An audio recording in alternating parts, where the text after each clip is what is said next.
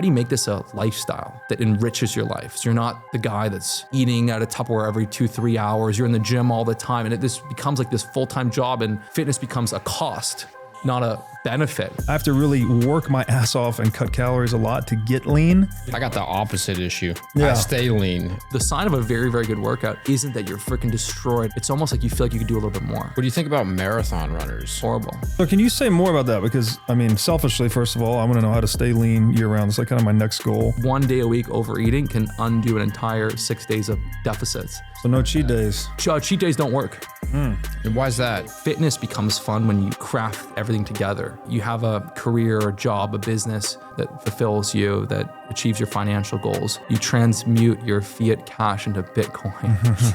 Yes. Amen to that. Nowhere in history has there been a way to perfectly store your life's work. There's a lot of, I think, conceptual overlap with what you were describing with Kinobody. So I hope and pray you'll keep going down the Bitcoin rabbit hole.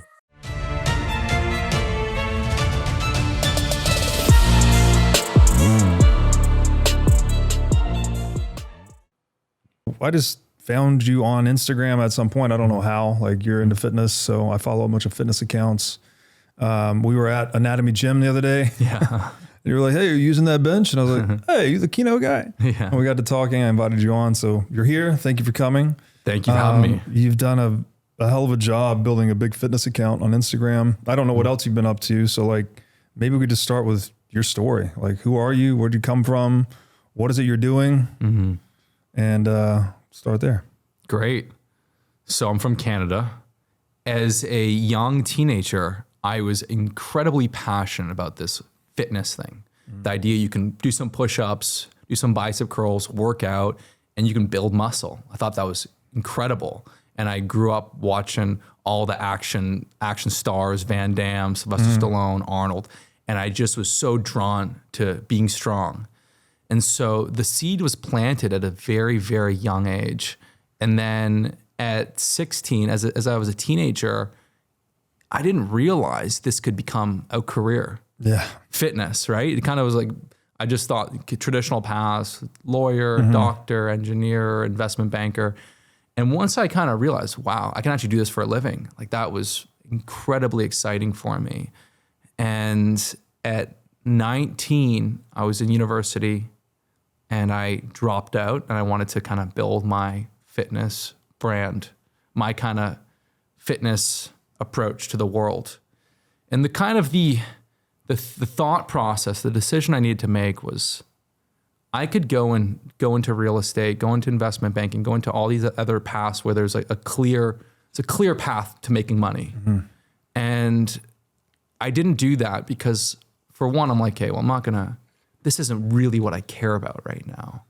I have to focus on what can I do better than anyone else? What do I like at 16, I was already like so advanced, in fitness. I was reading every single textbook. I had tons of different workouts. And I had already achieved pretty cool feats.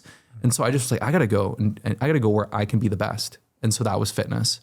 And my sort of claim to fame was really, fitness was divided into different camps. There was the bodybuilding, which is pretty much linked with steroids and getting massive. And bodybuilding is unhealthy.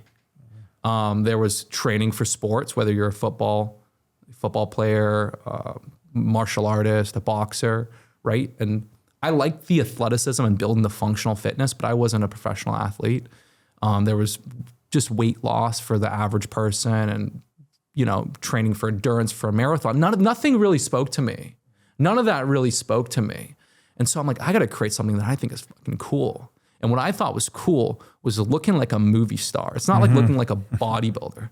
It's like, how do you look like Brad Pitt and Troy? That perfect amount of muscle, that lean look, the look that's hardwired, into a woman's brain this is physical attraction. This is the exact ratio. This is also where, if you go back to ancient Greece, this is how they designed their statues. It wasn't bulk, right? It wasn't endless mass. It was actually taken away. It was the lean look. How do you achieve that while also being athletic, fit, strong, functional? And the third part, which is really the most important, is how do you make this a lifestyle that enriches your life? So you're not the guy that's eating at a Tupperware every 2-3 hours. You're in the gym all the time, and this becomes like this full-time job, and fitness becomes a cost, not a benefit. And so that was the lens. I'm like, this is Kinobody. Look like a movie star, make it an absolute lifestyle, and go into the gym and fucking lift the 100-pound dumbbells on shoulder press. Like do 100-pound weighted chin-ups, be strong as heck, lifting 3 days a week. And that message captured the audience. People wanted that. They wanted to look like a movie star. That's awesome. First of all, what was this pre-social media that you started this? This was this was about 2011. So this was when YouTube was evolving. Instagram had literally probably not even come out yet. It was like a year before Instagram came out. So it was early. So what were you building? How did you build distribution for your brand prior to social media? And then how did you evolve into social media? Yeah. So the first step was I was a writer. I wrote blog articles. And so I would write articles on intermittent fasting, on training 3 days a week, on how to achieve Daniel Craig's Skyfall. Like every time a movie came out, the way I created traffic was I did articles that ranked #1 on Google, which was not easy to do. But I ranked #1 for Ryan Gosling, Crazy Stupid Love, Daniel Craig's Skyfall, so on. So there was like many different workout articles, even like, Christian Bale physique and stuff. And I ranked top 1, 2, 3 on all these articles, got tons of people to my site. These people would actually engage with my site, join my email list, follow the workouts, come back a month, 2 months later, be like, I've been doing this workout for 2 months, best results I've ever had. When are you gonna create your own program? And so I just created free content built up to 100,000 visits a month. And then the next sort of step was, okay, people are loving these articles. Let me add a YouTube video into the article showing an exercise or teaching something. And once I started doing the YouTube videos to supplement my articles, I found like, holy, I'm growing on YouTube like crazy. And I'm like, it takes me 10 hours to write a strong article, 8 to 10 hours. I'm like, it takes me like 30 minutes to film this YouTube video, and I'm getting more traction on YouTube. And so I just kind of went where things flowed, much easier. And so that was it. I started with blogging and then YouTube, and then I started to utilize Instagram in 2013 or so. And how old are you now? 33. It's fantastic. I love listening to the market feedback and then also following what you love. It's such an important thing. It's something I'm still learning. I'm almost 40 and just trying to do things that light me up all the time. It's such a surefire way to do well at things and to produce things that people find valuable and then also enjoy your life. It's absolutely imperative. And then it's actually like a skill set. And it's work to actually be able to continue to create that inspiration. And because you can run your business in a way that is incredibly fulfilling. And then after year 3, that style, that output doesn't fulfill you anymore. Yeah. And so you have to kind of find that new direction. Sure. It seems like, so it's resonated with men, obviously, that you're not only doing the functional kind of athletic performance thing, but also the aesthetic. And I think you're almost piggybacking on the virality of the movie, right? Whatever movie was hot, Daniel Craig and James Bond or whatever, he's on the beach with his shirt off. Every guy that sees that movie is like, oh, I want to look like that guy, right? That's what the chicks are into. So then you can create content around that and almost use the shine from that movie to build a brand in a way. Yeah, and I only really capitalized on that for the first few years. Once I built enough traction, then I could just really talk about anything. Yeah. Why is it that you mentioned that kind of split earlier, bodybuilding, weight loss, like sports. Training. Why had no one leaned into this? I mean, bodybuilding originally I think was more aesthetic driven. Right. It wasn't about being these 300-pound meat monsters. These guys were like, I'm thinking of the early guys like Frank Zane and them, right? They were more about that ideal male aesthetic you described on the ancient Greek statues and all that. Why was that market not being tapped into, or was it being tapped into prior to what you started to do? It wasn't tapped into at the forefront. And there wasn't someone that really, really captured the proportion, right? no one really spoke to, okay, we really want to get the proportion of the shoulders and the upper chest. And you know, why was that not there? That is I don't know. I mean, that's also why I created Kinobody. I'm like, why hasn't anyone done this yet? Why is no one really hitting this message? And if you did get those different subcultures of bodybuilding where it's okay, it's bodybuilding, but we're not trying to be 220 pounds. It's more of like that natural bodybuilding. It was just still overly obsessive. Everywhere you went, the bodybuilding subculture was overly obsessive, eating insanely high protein, eating every few hours, nonstop workouts. So no one really simplified fitness. And that was really like as far as whatever your goal is, looking like a movie star, looking like a not too big bodybuilder, like no one simplified the process, which was that to create an amazing physique, it's actually quite simple. There's a few different levers you need. You need to be lean and you need to be strong. And so the goal is to get strong on key lifts and training nonstop, training 5-6 days a week, doing tons of sets, tons of volume is counterproductive. Interesting. It's a net negative. This is the 3-day-a-week training split you were describing. That's part of the protocol. Yeah. 3 days a week. Yeah. To get more rest? So that's part of it. Yes. To get more rest. But the idea is that the only thing that is going to support muscle is hitting personal records. It's adding reps, adding weight to your key lifts. So your job when you want to build an amazing physique is simply to get strong. And when you train just 3 days a week, you have more rest, more time for recovery, and it's easier to come back in the gym and hit personal records. And if you were to train 5 days in a row, back to back, but different muscle groups, perhaps, your muscle groups are recovered if you set it up correctly. Like if you did chest one day, the next day you try and do shoulders, those pressing muscles are still going to be fatigued. But if you set up correctly, there is still fatigue. The nervous system, the brain and spinal cord that recruit your muscles experience fatigue. So having a full day of rest between training sessions is actually very effective. And this is not like some crazy thing. Like Olympic lifters knew this, right? To have, if you're going to really do intense heavy lifting or sprinting, a day of rest, you're going to come back and be more powerful. That's funny. You think you wanted to say something? I'll jump in after. I've been watching recently Anatoly. He dresses up as a janitor in the gym. Have you seen any of these clips? It's hilarious. And I think he speaks to the same thing. Not training. You don't need to train 5 to 7 days a week. No. And this is where, so you mentioned Olympic style weightlifting. That's actually where I got my start. I was doing Olympic style weightlifting when I was young. So probably the age of 13. I stopped when I was 17. I was 260 pounds when I was 17, but no upper body, right? I was just doing all Olympic lifting. I was all quads and ass basically, and back and shoulders, but no chest, no arms, did no bodybuilding movements. And I got to this point, I'm 6'4". So I got to this point, it's a short man sport, right? You don't have to move the bar as high for the overhead lifts. So I got to this point where I'm like, this is just, I was competing at a high level, competed internationally, top 10 in the country, all that stuff. But then I was like, this is just not my thing. I'm 6'4". I go to these competitions, we stand up for weigh-ins. Yeah. I'm a head higher than all the guys I'm competing against. I'm like, what the hell am I doing? Like 5'9", 5'10". Yeah. So I did this hard pivot and I'm like, I just want to look good. I just want to be lean and look good basically. And I wasn't in great shape. I was, I was in the 105 kilo weight class. So I didn't really need to cut a lot for it. I was just kind of naturally floating around that range. And you don't need to be lean, obviously, in Olympic lifting. And I just wanted to look good. So I started doing the bodybuilding movements. I started running. I started really following a lot of the protocols you would traditionally find in the fitness magazines, which you've already described, like Tupperware's full of steak and rice and chicken and you're eating 7 times a day. And the whole philosophy is like more protein, keep putting fuel on the fire and keep lifting as much as possible. And I did that for years and I was able to get in pretty good shape. I mean, obviously you still get strong doing that.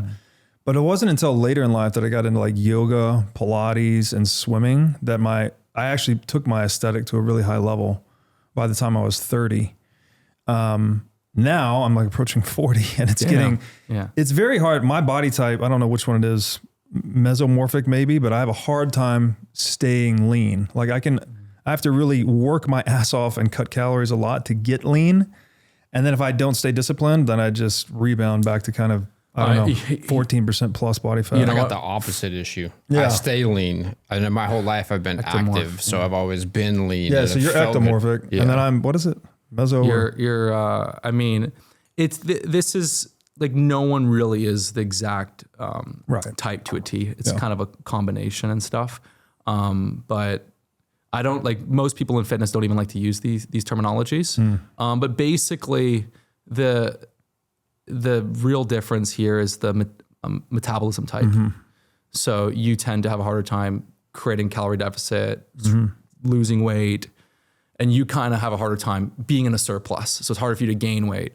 So different metabolism types. And funny enough, if you go back thousands of years ago, hundreds of years ago, your type would fare better in periods of food shortages. Right? You conserve energy better. When food was available, you can gain weight. I'm actually the same type as you, to be honest. I stay very, very lean, and it's not easy. All this fast and all the 12K steps and everything I put together, and not training too much because that can increase your appetite. I actually could gain 20 pounds in a couple of weeks if I just relaxed fully. Okay. So can you say more about that? Because I mean, selfishly, first of all, I want to know how to stay lean year round. It's like kind of my next goal. Right. I don't know how achievable it is at 40, but I'm going to do my best. Also this training split of less, taking a day of rest in between. That's not something I've done a lot of. It is something we did in Olympic lifting. We'd train our ass off, but then 2 or 3 weeks before competition, we would really slow down, let the body recover, and we'd perform well in competition. iCoin Technology has released a slick new hardware wallet. It looks like a mini iPhone with a high-res 3-inch touchscreen and camera on it. The device has no Wi-Fi, no cellular connection, and no GPS. It is an air-gapped hardware wallet which uses QR codes and a camera to communicate with the Bitcoin network. It has a built-in camera which is required for air-gap operation, and it has an optional Bluetooth compatibility. It's really a brand new user interface and user experience for a Bitcoin hardware wallet. iCoin makes self-custody accessible, easy to use, and non-intimidating.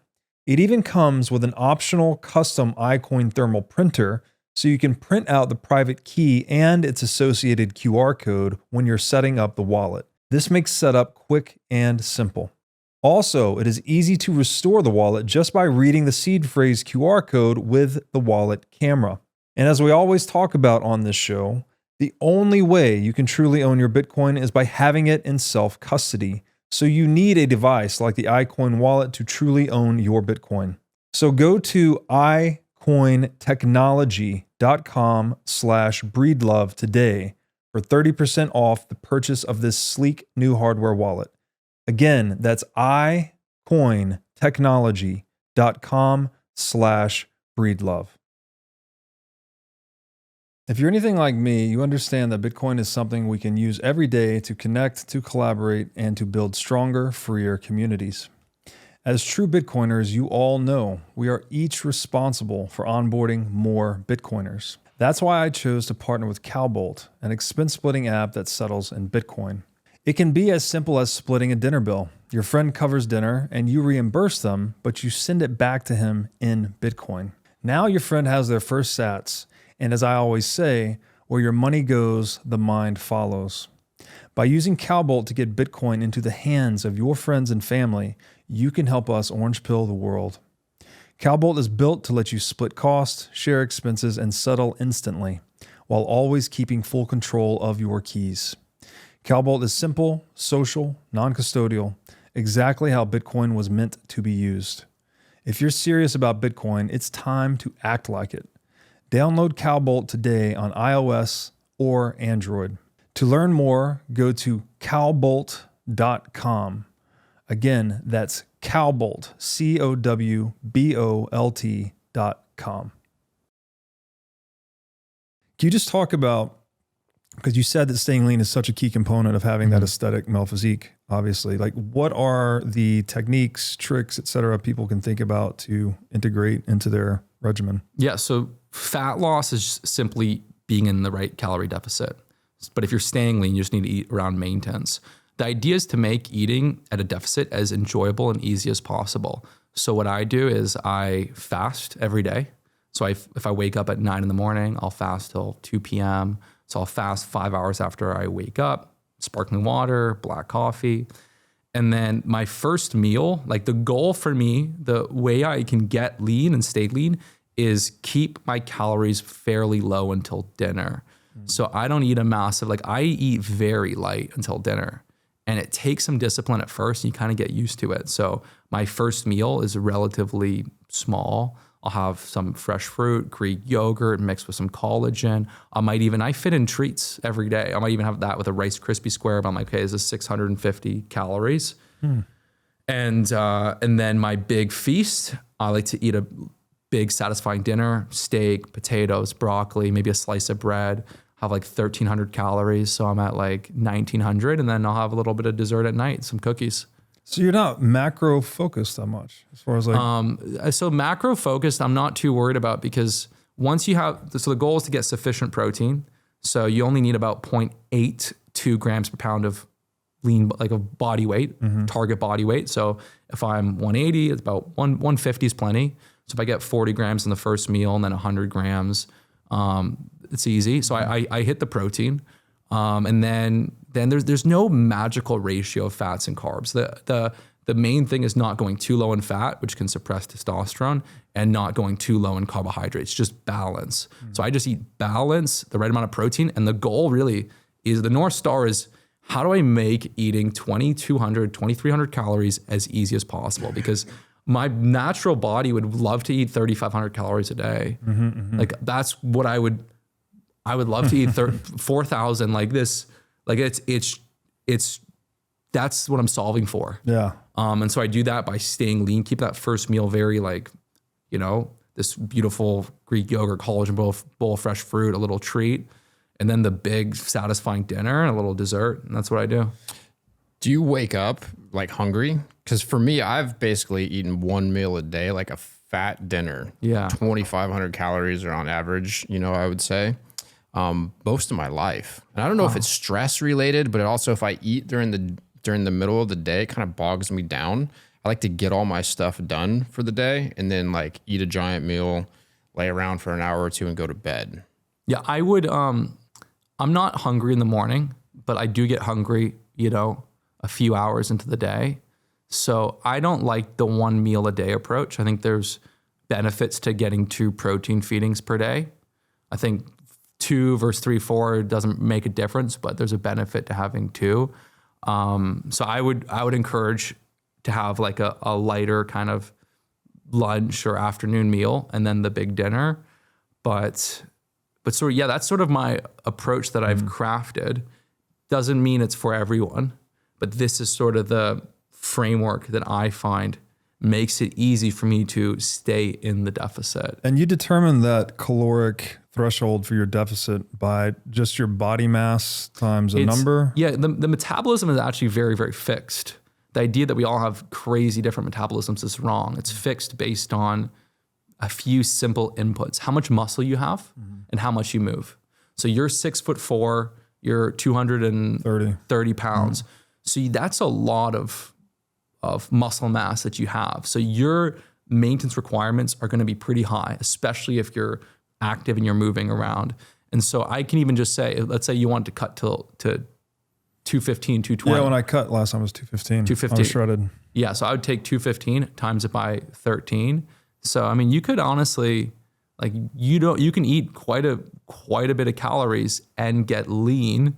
The thing is that where people mess up, it's tracking. They think they're eating in a deficit. They're not. They're overeating. They grab some extra foods they're not accounting for. And also the bigger one as well is they're good for a few days, and then they have a couple days they overeat, and that 1 day a week overeating can undo an entire 6 days of deficits. So no cheat days. What was that? No cheat days. Cheat days don't work. Interesting. Yeah, cheat days don't work. Why does that heavy caloric load wreck the previous 5 days? Well, simply because if you create a 500 calorie deficit a day, which is, it's not like 500 calorie deficit a day is pretty strong, right? If you can create a 500 calorie deficit a day over 5 days, that's 2,500, right? Let's say you're a big guy, you burn 3,000 calories a day, right? It's easy to go and eat 8,000. It's not that big. It's not that hard eating 8,000 calories, or call it 6,000. So that surplus you create, that like, it's not like there's a limit to how much damage you can do in one day. You could gain 3 pounds of fat in one day if you go overboard, like very significantly. So it loads fat on your body as opposed to like recalibrating or messing with your metabolism or metabolic rate, or does it do both? So what was the question? Yeah. Does that one heavy caloric day? Yeah. The issue is that you're going to put on fat that day, as opposed to changing how your metabolism is operating, or what does it do both? It's not going to affect how your metabolism is operating. I mean, you can do a refeed day, which is, let's say you're in a deficit 6 days a week, right? Then one day you eat around maintenance. That's your refeed day, and that can support leptin and has certain benefits. It's not that powerful, but it has subtle little benefits, giving yourself a day to refeed. A cheat day is a day where it's like, you can have whatever you want. Right. It's like, there's no, like, you can just, cheat day is infinite, right? The challenge is that most people, like you, like myself, and maybe for you, the cheat day, you end up eating around maintenance or a bit higher, so that works for you, but cheat days don't work. There's just no, the idea of the cheat day usually is you're very, very strict for several days, and maybe you cut out certain foods. And again, fat loss is not about cutting out certain foods. Cutting out certain foods doesn't matter. Fat loss is just energy balance. Are you in the deficit? You can be in the deficit eating 3 donuts a day if you really wanted to, right? So just because you're eating healthy, clean foods doesn't mean you're going to get lean and gain muscle. Fat loss and muscle gain is literally, are you getting enough protein? Are you getting the right amount of calories? Are you getting the right training stimulus? So if you focus on like the actual science of actual physique transformation, then clean or not doesn't matter. I could eat clean and gain fat easily. Can we talk then about bulking versus cutting? But this is the kind of this is the kind of crazy thing where people kind of think, if I eat clean, I'll get ripped, I'll get strong. It's energy balance. Fat loss, you must be in a deficit, get enough protein, maintain muscle. And if you want to build muscle, you don't even need that many calories. So I'll meet guys like, dude, I want to get bigger. I can't gain weight. I'm like, how much strength have you gained, right? Are you hitting the weights consistently 3 days a week, tracking every exercise, every set? Are you adding reps? If you just focus on getting strong, muscle just comes, and even your appetite starts to acclimate. So guys that complain that they can't gain weight, they often are not hyper focused on your job's to get stronger. Your job's to go from 40-pound dumbbell shoulder presses up to 50s. And if you just focus on getting strong, everything falls into place. You gain more muscle. And if you just focus on, you got to eat calories, you end up gaining disproportionate amounts of fat. Right. But you do need to be in a surplus for that muscle building phase, right? You need to be in, it's a very, very modest surplus. Okay. And even if you're training intensely, right, the adaptation to training, right, is built into maintenance. So if you're training hard, right, pushing the weights up, and you track your entire maintenance, that maintenance intake level will support muscle growth. But as you gain muscle over time, your maintenance will increase. So for gaining muscle, like if you want to play it safe, 200 calories extra per day, max. Wow. But isn't the kind of food that you're eating, like all calories aren't the same? Like I think about calories as like fluid ounces or gallons that you're putting in your gas tank. Like I can put diesel fuel in my truck, or I can put water or urine in my truck. It's not going to run the same. So for your body weight changing, it is the same. Calories are this. It doesn't matter what For you're eating. health, if you're eating carbs, seed oils versus like red meat, like nutrient density doesn't have that much relevance. For weight, no. Interesting. No. But for health, for hormonal, your hormonal levels, like yes, eating high quality, nutrient dense food is important. And also for satiety. If you just eat junk all day, you're not going to feel full, so you're going to overeat. But as far as if I wanted to program someone to gain 10 pounds or lose 10 pounds, right? That's all calories in versus calories out. So to actually affect a change in your body weight, then calories matter. It's all about calories. And also like that same argument, someone could say that, but if you just eat healthy food, well, what if someone actually, not everyone wants to lose weight. What if they want to gain weight? So just eat healthy food. It's you want to eat nutritious, wholesome food, and you want to hit the correct amount of calories to achieve your goal. I mean, this is a straight up profit and loss statement, basically, Yeah. right? You're either over or under, and you're either increasing in size or decreasing in size. Yeah. But is there any impact on the quality of foods on body composition as you're increasing or decreasing, or it doesn't matter if it's donuts or steak? There is going to be an influence, but once you're getting in enough protein, right? You're getting enough protein to support muscle growth. That's going to be the biggest impact. So if you're eating 30 grams of protein per day versus eating 150, that's going to have the greatest impact. But then, if you're eating foods that are, and you're very, very deficient in your micronutrients, that's going to, over time, that's going to hurt your physique. I see. If you're not healthy, right? And then also it can also deplete your testosterone levels if you're not getting the right food. So yeah, it's 80-20. Yeah. 80% of the time, 80% of your calories should come from wholesome, nutritious foods, fruits, lean meats, eggs, potatoes, vegetables. And then 20% you can fit in what you want. So the quality of protein maybe matters as far as like in longevity. I think about like whey protein versus like eating a bunch of ribeyes. Is there really going to be a difference there? I mean, well, those are very, very different. You're comparing like just a pure protein isolate powder with like a food that has protein, fats, that whole nutritional vitamins, matrix. minerals, So, and also like if you take a whey protein shake, that's going to absorb very, very, very quickly. It just goes right through your system. Whereas if you could eat a pound of ribeye, this is the crazy thing. If you were to eat a pound of steak, say at 8 p.m., right? You will have a constant supply of amino acids in your bloodstream for at least the next 15, 16 hours.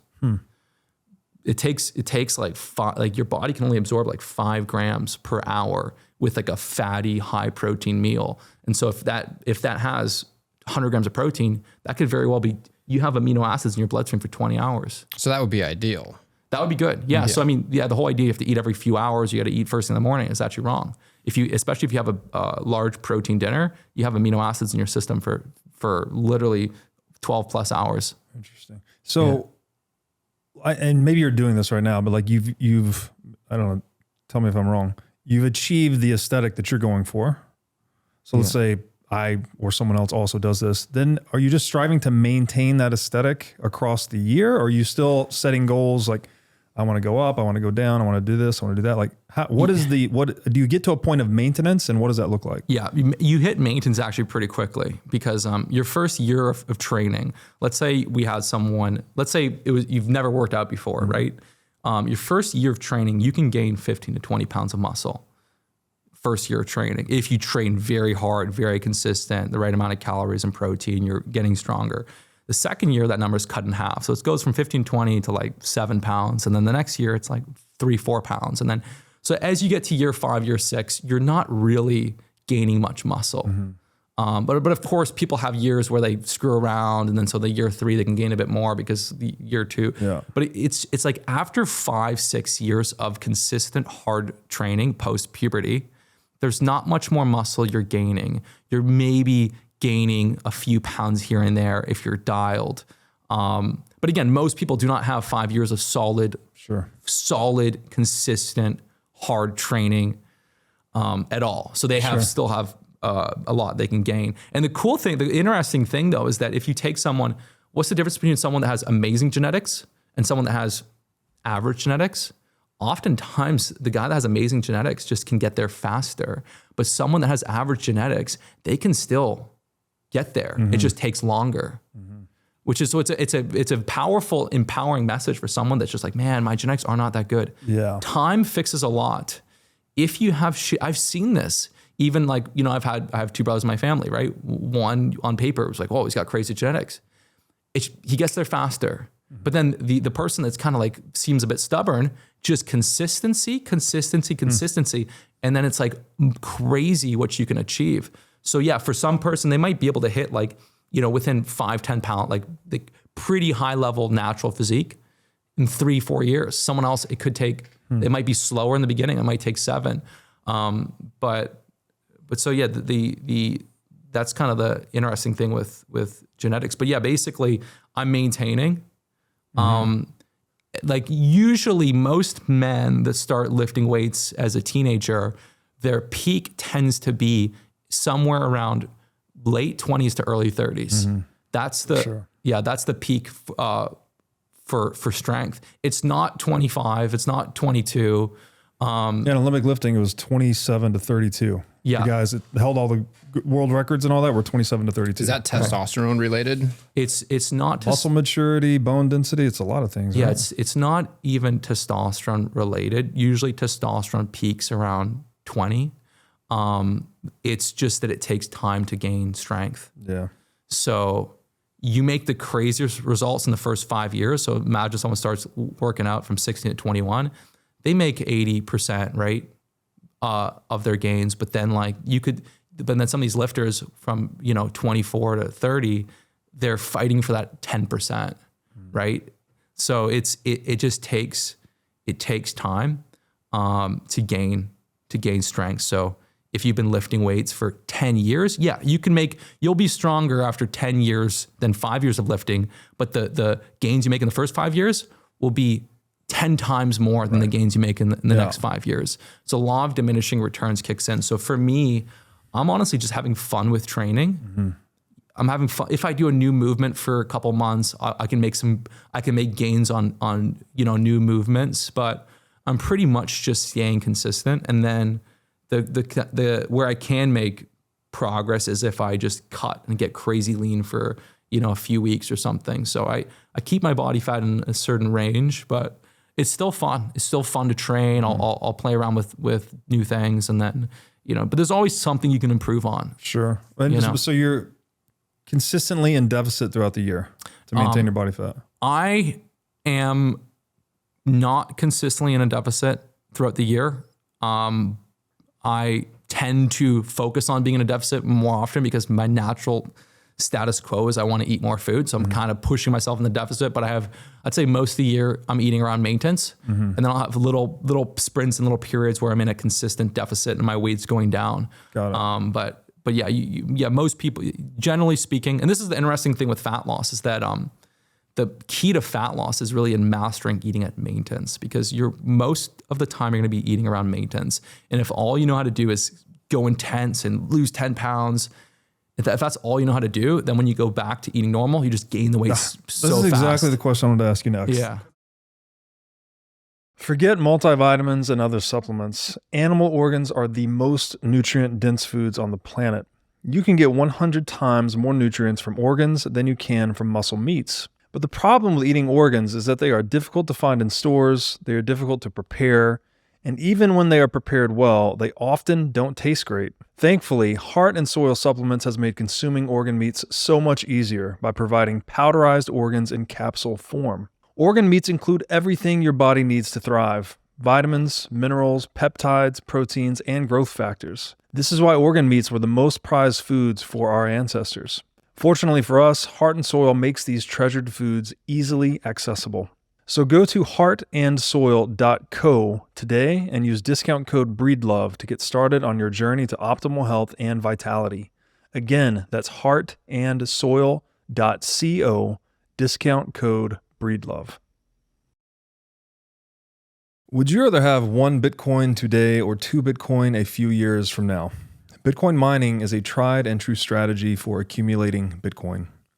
Over a 2 to 4 year time frame, successful miners have consistently accumulated more Bitcoin than they otherwise would with a traditional dollar cost average strategy. Blockware mining as a service enables you to start mining Bitcoin from your laptop. Blockware handles everything from securing the miners to sourcing low-cost power to configuring the mining pool. They do it all. Plus, with Blockware's one-of-a-kind mining marketplace, you can buy and sell live Bitcoin miners with just a few keystrokes. In this marketplace, buyers get to purchase live machines at vetted facilities, enabling them to mine with zero lead time. And sellers get the opportunity to liquidate their machines and hosting contracts at will. This means you can mine Bitcoin with zero long-term commitment and high liquidity on your mining rigs. Blockware will even cover your energy bill for 1 week per mining rig when you sign up at mining.blockwaresolutions.com/breedlove. Again, that's 1 free week of Bitcoin mining at mining.blockwaresolutions.com/breedlove. And on top of this offer, you can also use code BREEDLOVE to get $100 off your first mining rig with Blockware Solutions. I've leaned out before, but I never like pushed myself to see how lean I could get, basically. And I think I probably got to, 9%, 10% body fat. Like I was very lean for myself. It's down to 215. But then it was just a sprint. I did a 3-month sprint. I went from 230 to 215. And then as soon as I stopped, I actually used an appetite suppressant peptide called tirzepatide. So my appetite was like really suppressed. And then as soon as I stopped that, my appetite went through the roof and I rebounded right back to where I was before. In a couple of weeks or in like a month? 2 months. Okay, that's not bad. Yeah, I was still lifting and moving and all of it. Yeah. My appetite was so high that it all came back. So I want to do this again, but I want to try to get down there and like stay lean, basically, right? I don't want to be consistently lean for, 2 years. My biohacker told me if you can do it for 2 years, your homeostasis will kind of like reset at that level. So that's my next goal. Like what, if you were coaching me, like what would you advise in terms of training, eating, et cetera, to accomplish that? What you do to get to 215 or get to your goal, it has to be something you can sustain for years. So don't do an approach that's too extreme where you're not gonna be able to stick to it. Because what's gonna happen is, let's say you're cutting on 2,600 calories a day to get to 215. Then when you get to your goal, you give yourself an extra 400 calories a day. That's it. And 400 to some people may be, an extra 400 calories sounds like a lot. It's nothing. Yeah. An extra 400 calories is nothing. You can just it's like a few extra bites of food, really. So the difference between losing a pound of fat per week and maintaining is not that much. It's really not that much. So, for me, if I want to get lean and cut fat, I'll do around 2,300 calories while being fairly active. And then if I'm maintaining, I'll kind of eat around 2,700, and it's not that much more food. So just the calorie focused approach, cut down in a deficit and then go to a maintenance dose. Yeah. I mean, you can try to just not worry about calories and follow certain rules. And then, and sometimes those rules can put you in the deficit. Yeah. Right. But if you want to go straight to the jugular with no chance of failure, you have to hit the right amount of calories. And again, you don't have to pull out a scale and measure things exactly. Yeah, that's my next question. Yeah. You just have to kind of have an eyeball. So what I do is my first meal, I'm eating like 600, 700 calories. So I'm like, great. I know at night for dessert, I'm having about 500 calories. Okay. So I have 1,100 calories accounted for. So now my dinner, I just have to eyeball around 1,200 calories. So my first meal and my nighttime sort of dessert is whatever that is, 1,100. And so now I just have to worry about tracking one meal. It's not too hard. I mean, I'll go out, I'll get ripped sometimes traveling and living in hotels and going out for dinner every night. And I just eyeball the dinner, have a big steak, some potatoes. And so I would encourage doing fasting, and I would encourage tracking the calories. And you don't have to be exact. That's why you can weigh yourself daily. If things are moving in the right direction after 5-6 days, you're in the deficit. So you don't need to micromanage every little thing. Just the goal is actually to just hit the deficit with as easy as possible. Right. And then just use your scale, weigh yourself every day, and let that kind of be the North Star. Okay, you know what? My weight's going down. I'm barely even tracking this. Let's just keep doing what I'm doing. Yeah, I've always been super averse to weighing my food and counting calories for that very reason. It takes the fun out of it. It's like, why am I going to sit here and weigh everything? But if you can get to where you eyeball it, that makes a lot of sense. Yeah, I just eyeball it. Yeah. No, I used to track. I had like 3 years of data tracking my calories for 3 years, and I was like, I'm never doing that again. It was not the way. Yeah. What are your thoughts on peptides, TRT, and growth hormones? I haven't done the research on peptides. I know it's emerging and a lot of people are talking about these different peptides for different use cases. I haven't done the research yet. I know people that have used it and said, holy crap, this is insane for my physique. I know people that have taken it and said did nothing. But I know that like I've had a friend that had a ruptured his Achilles, and he did one of the injury focused peptides. BPC 157. Yeah, and he said that it was night and day. But I haven't done the research on peptides. TRT, if you're like 50 plus and you've seen your levels have dropped below 500 and you're doing the correct dose of TRT, I don't have any issue with that, right? But I've also seen guys that are 50 years old and their levels are still very good. Yeah.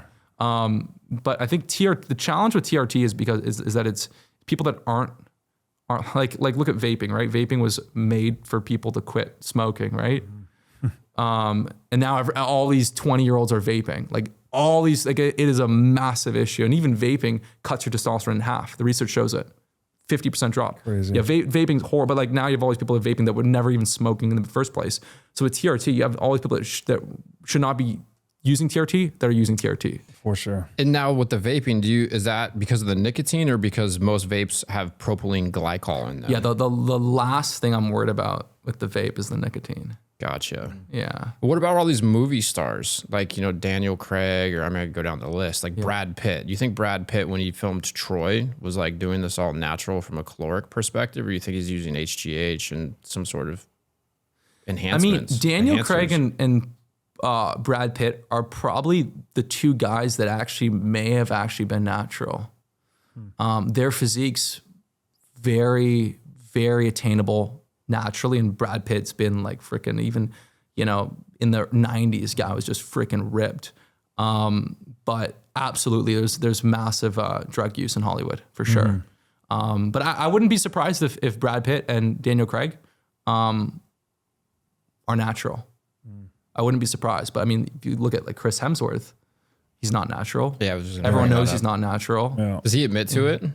Like The Rock. The Rock is hilarious. The Rock. No, and Mike O'Hearn. Mike O'Hearn's also hilarious. Chris Hemsworth admits to being on steroids as much as he possibly can, which means he avoids talking about his natural status as much as possible. But he's probably similar height to you, right? He's 6'4", maybe 6'3", but he's like fucking 230, shredded, ripped to the bone.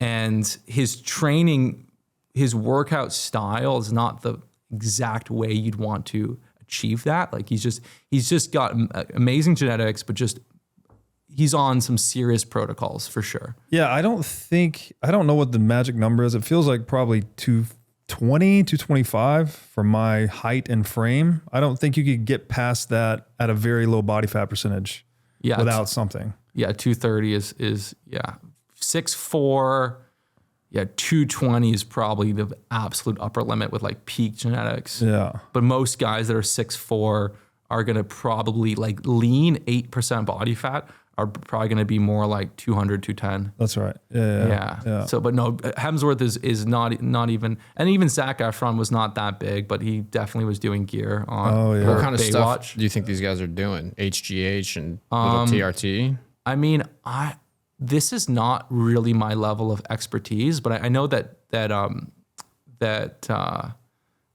someone like Zac Efron was also using like diuretics. But I mean, usually what someone is going to take to actually enhance the physique, it's not one thing. They're taking multiple things. They're taking the higher, they're taking testosterone, but like not a TRT level, a higher than that level. They're taking oral steroids, with Anivars or whatever. They're taking a combination of drugs, and then they could be using growth hormone as well. Growth hormone does have pretty significant downsides though if you're not careful with it. What are those? Well, if you look at like a lot of these guys now, you see it. They have this HGH gut. The turtle belly. Yeah, the turtle. They used to call it. Yeah. Yeah, your belly just gets protrude, your organs enlarge. Yeah. You saw it in the 90s bodybuilders. They would be 270 pounds, 7% body fat, but their gut is just like ballooned out. It creates this bigger gut. And I've seen, you even, if you look at a lot of guys that even are ripped, low body fat, they have these very, very, and it's a shame because like the Greek ideal is muscular, but that taut, narrow waist. So yeah, a lot of these guys, even guys that are like glorify even take, like look at Dan Bilzerian, right? He's got that really just shredded, but it's a big, thick, protruding gut. But so yeah, and then also with growth hormone, it's linked to carpal tunnel syndrome. Interesting. Yeah. So that's a huge. I knew someone literally that was like telling me, he's like, he wanted to do it, but it's like, that's why I'm not doing it, because it is extremely, like, it massively increases your chances of carpal tunnel syndrome. The point here is that all of these drugs come at a cost, right? So all these different orals and steroids come at a cost. Perhaps if you do TRT and you keep your body around an 800, like a normal high level, that is going to mitigate most of those costs.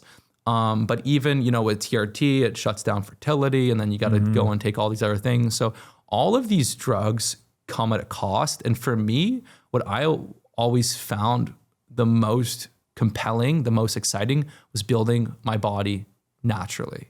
How do I build an amazing natural physique? And I think that like the natural physique, that's like kind of the most incredible accomplishment. You build this physique naturally, and you can have more muscle.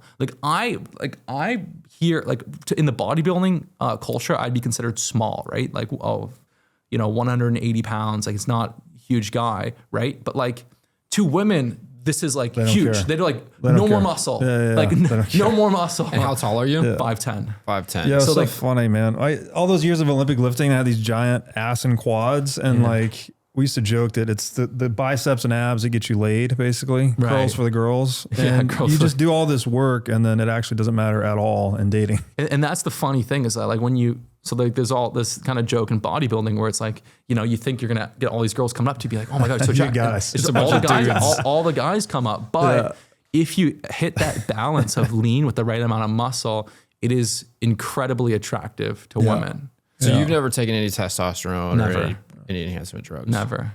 You think you would probably by 40 or 50 if your levels dipped, basically? Yeah, that's like, I track my blood work every year, or usually 2-3 times a year.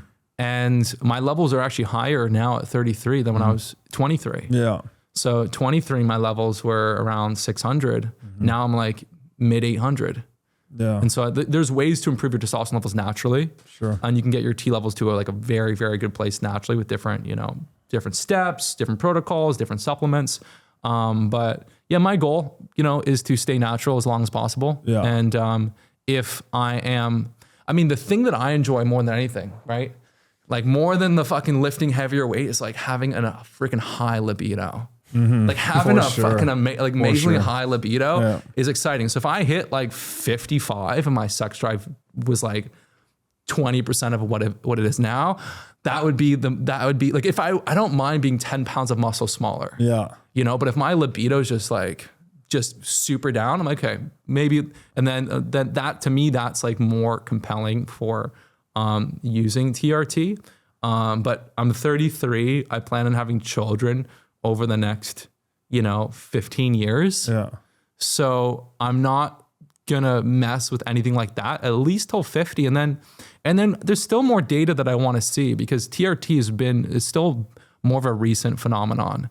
So we don't have guys that have been on TRT for 30 years. We don't have the data. So I actually want to kind of let them be the guinea pig. Sure. How is their health outcome? How is their lifespan affected by being on TRT? Is that we don't know. It's just the bodybuilders, right? I mean, those guys have been doing testosterone for 80 years or something. We know like bodybuilding doses of drugs destroy your life. Like it's like bodybuilding doses of drugs are horrible for longevity. Like it is the opposite of longevity. It accelerates aging. And also what accelerates aging is even being heavy. Like even if it's mostly muscle, like if a guy's 5'10", here's what people don't realize, right? Obesity, right? Someone that's 5'10" and 200 pounds is considered medically obese. Whether it's muscle or fat, obviously having fat is worse, right?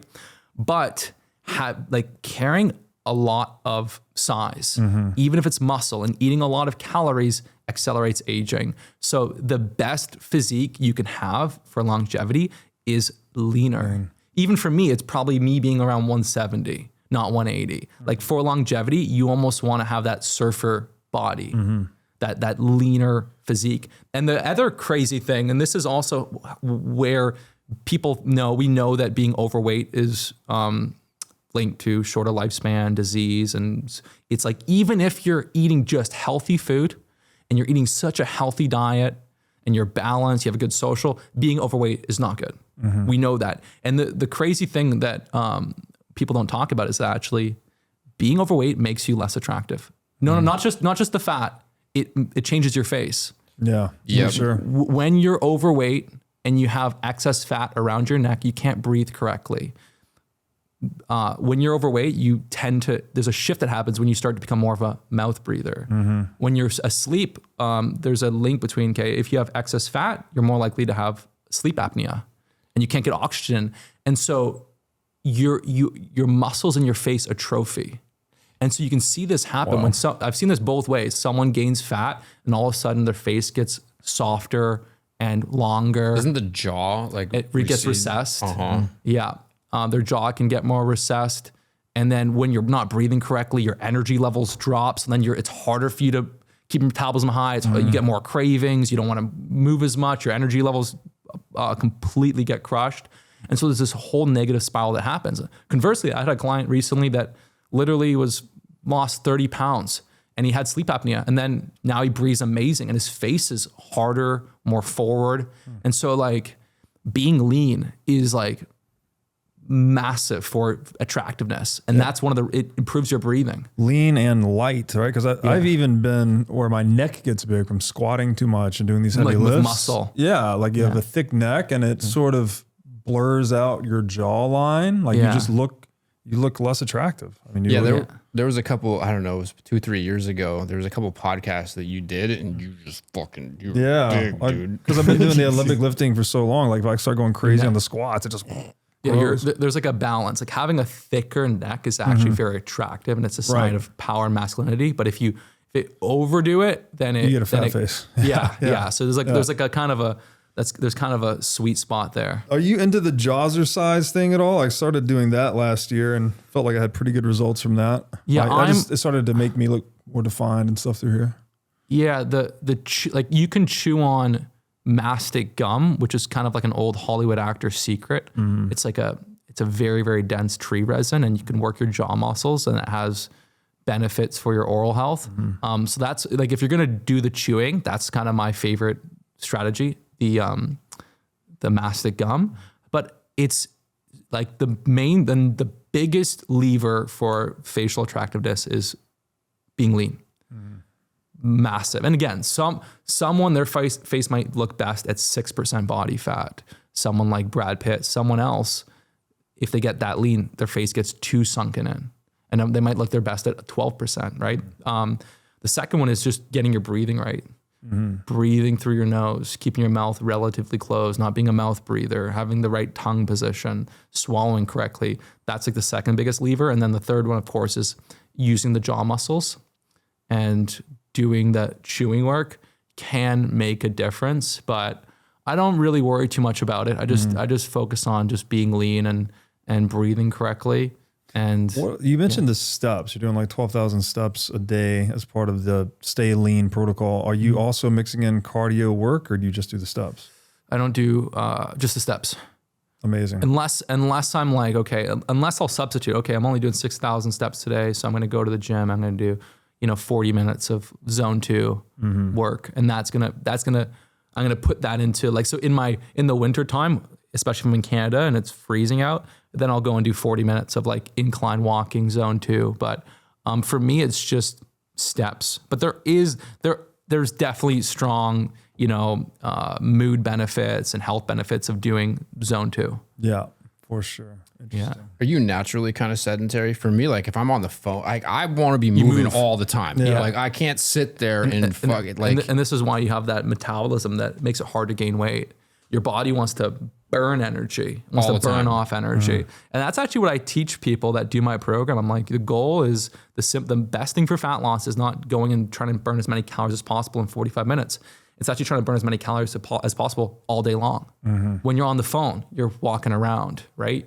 You're just moving. You get, after 45 minutes sitting down, you get up, you move, right? Just moving, which is what some people, like the people that naturally stay lean, they're just hardwired to do this. Sure. So I started to kind of take on that trade of, okay, I'm on the phone, I'm going to move around. Like all the time, I'm just, I try not to sit still for too long, which is funny because when you grow up in class, this is what teachers like penalize you for. Know. Oh, you can't, stop moving, So you want to be moving. You mentioned surfing. Do you do any surfing? Do you do any non-traditional training, yoga, Pilates, TRX, any of that stuff? I've done surfing a couple times. I really, really enjoyed it. I've actually been wanting to do like a few weeks of just surfing every day, but no, I pretty much just walk, lift weights. I used to do boxing a couple times a week, but yeah, pretty much just lift weights and walk.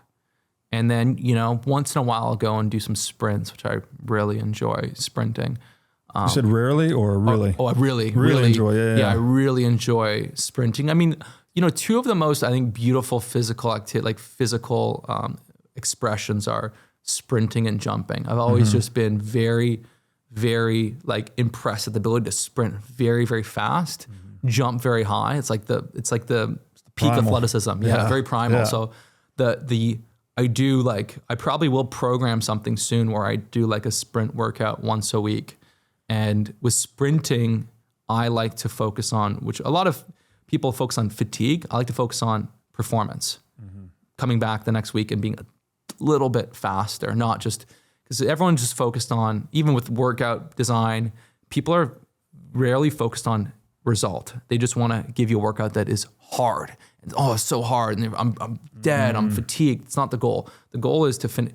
Actually, the sign of a very, very good workout isn't that you're freaking destroyed and exhausted after. It's almost like you feel like you could do a little bit more. Interesting. Yeah. Wow. And then you come back stronger. What do you think about marathon runners? It's horrible. Yeah, I think about Rich Roll. You familiar with Rich Roll? I know of him, yeah. Yeah, vegan marathon runner. I don't think he's on a great path. Yeah, marathon running is a net negative. It's not that it's good for your health. It's actually a step in the backwards. So I never seem to understand why people are so they want to do this marathon. I want to accomplish this marathon. I don't get it. Like if you think about marathon running for a second, right? What are you doing? You're running at a very, very easy pace. It's very, very easy, but then you're trying to do that for many, many, many hours. It's not like I like how you take an economic perspective on all of this, right? It's like just focus on the calories in, calories out. Make sure you get your steps per day and then do your training and get adequate rest. Avoid marathon running because you're just doing very low intensity over a long period of time. So that's almost diseconomic. Yeah, and if you look at testosterone's a good sort of North Star. If you look at what are the worst sports for testosterone, like marathon running is up there. Ultra endurance cycling is also up there. But these ultra endurance sports are not good for building an amazing physique, and you're creating excess cortisol. It's stressful on the body, and it sacrifices muscle tissue. Doing crazy endurance work for that long, the benefit is having very little muscle. Now, you don't need to have massive muscle, but all the right amount of muscle is linked to longevity, strength. So yeah, marathon running is a massive mistake. Just do if you're into the zone 2 cardio stuff, like 30 to 60 minutes, 3 days a week. It's all you need to do. Before or after lifting? You can do it on rest days. You could do it after lifting. If you were going to do zone 2 after lifting, I would limit it to 30 minutes. You don't want to, mess with the stimulus. But yeah, the marathon running, I really do not get it. It gives you a shitty physique. Gives you a really bad physique. It lowers your testosterone.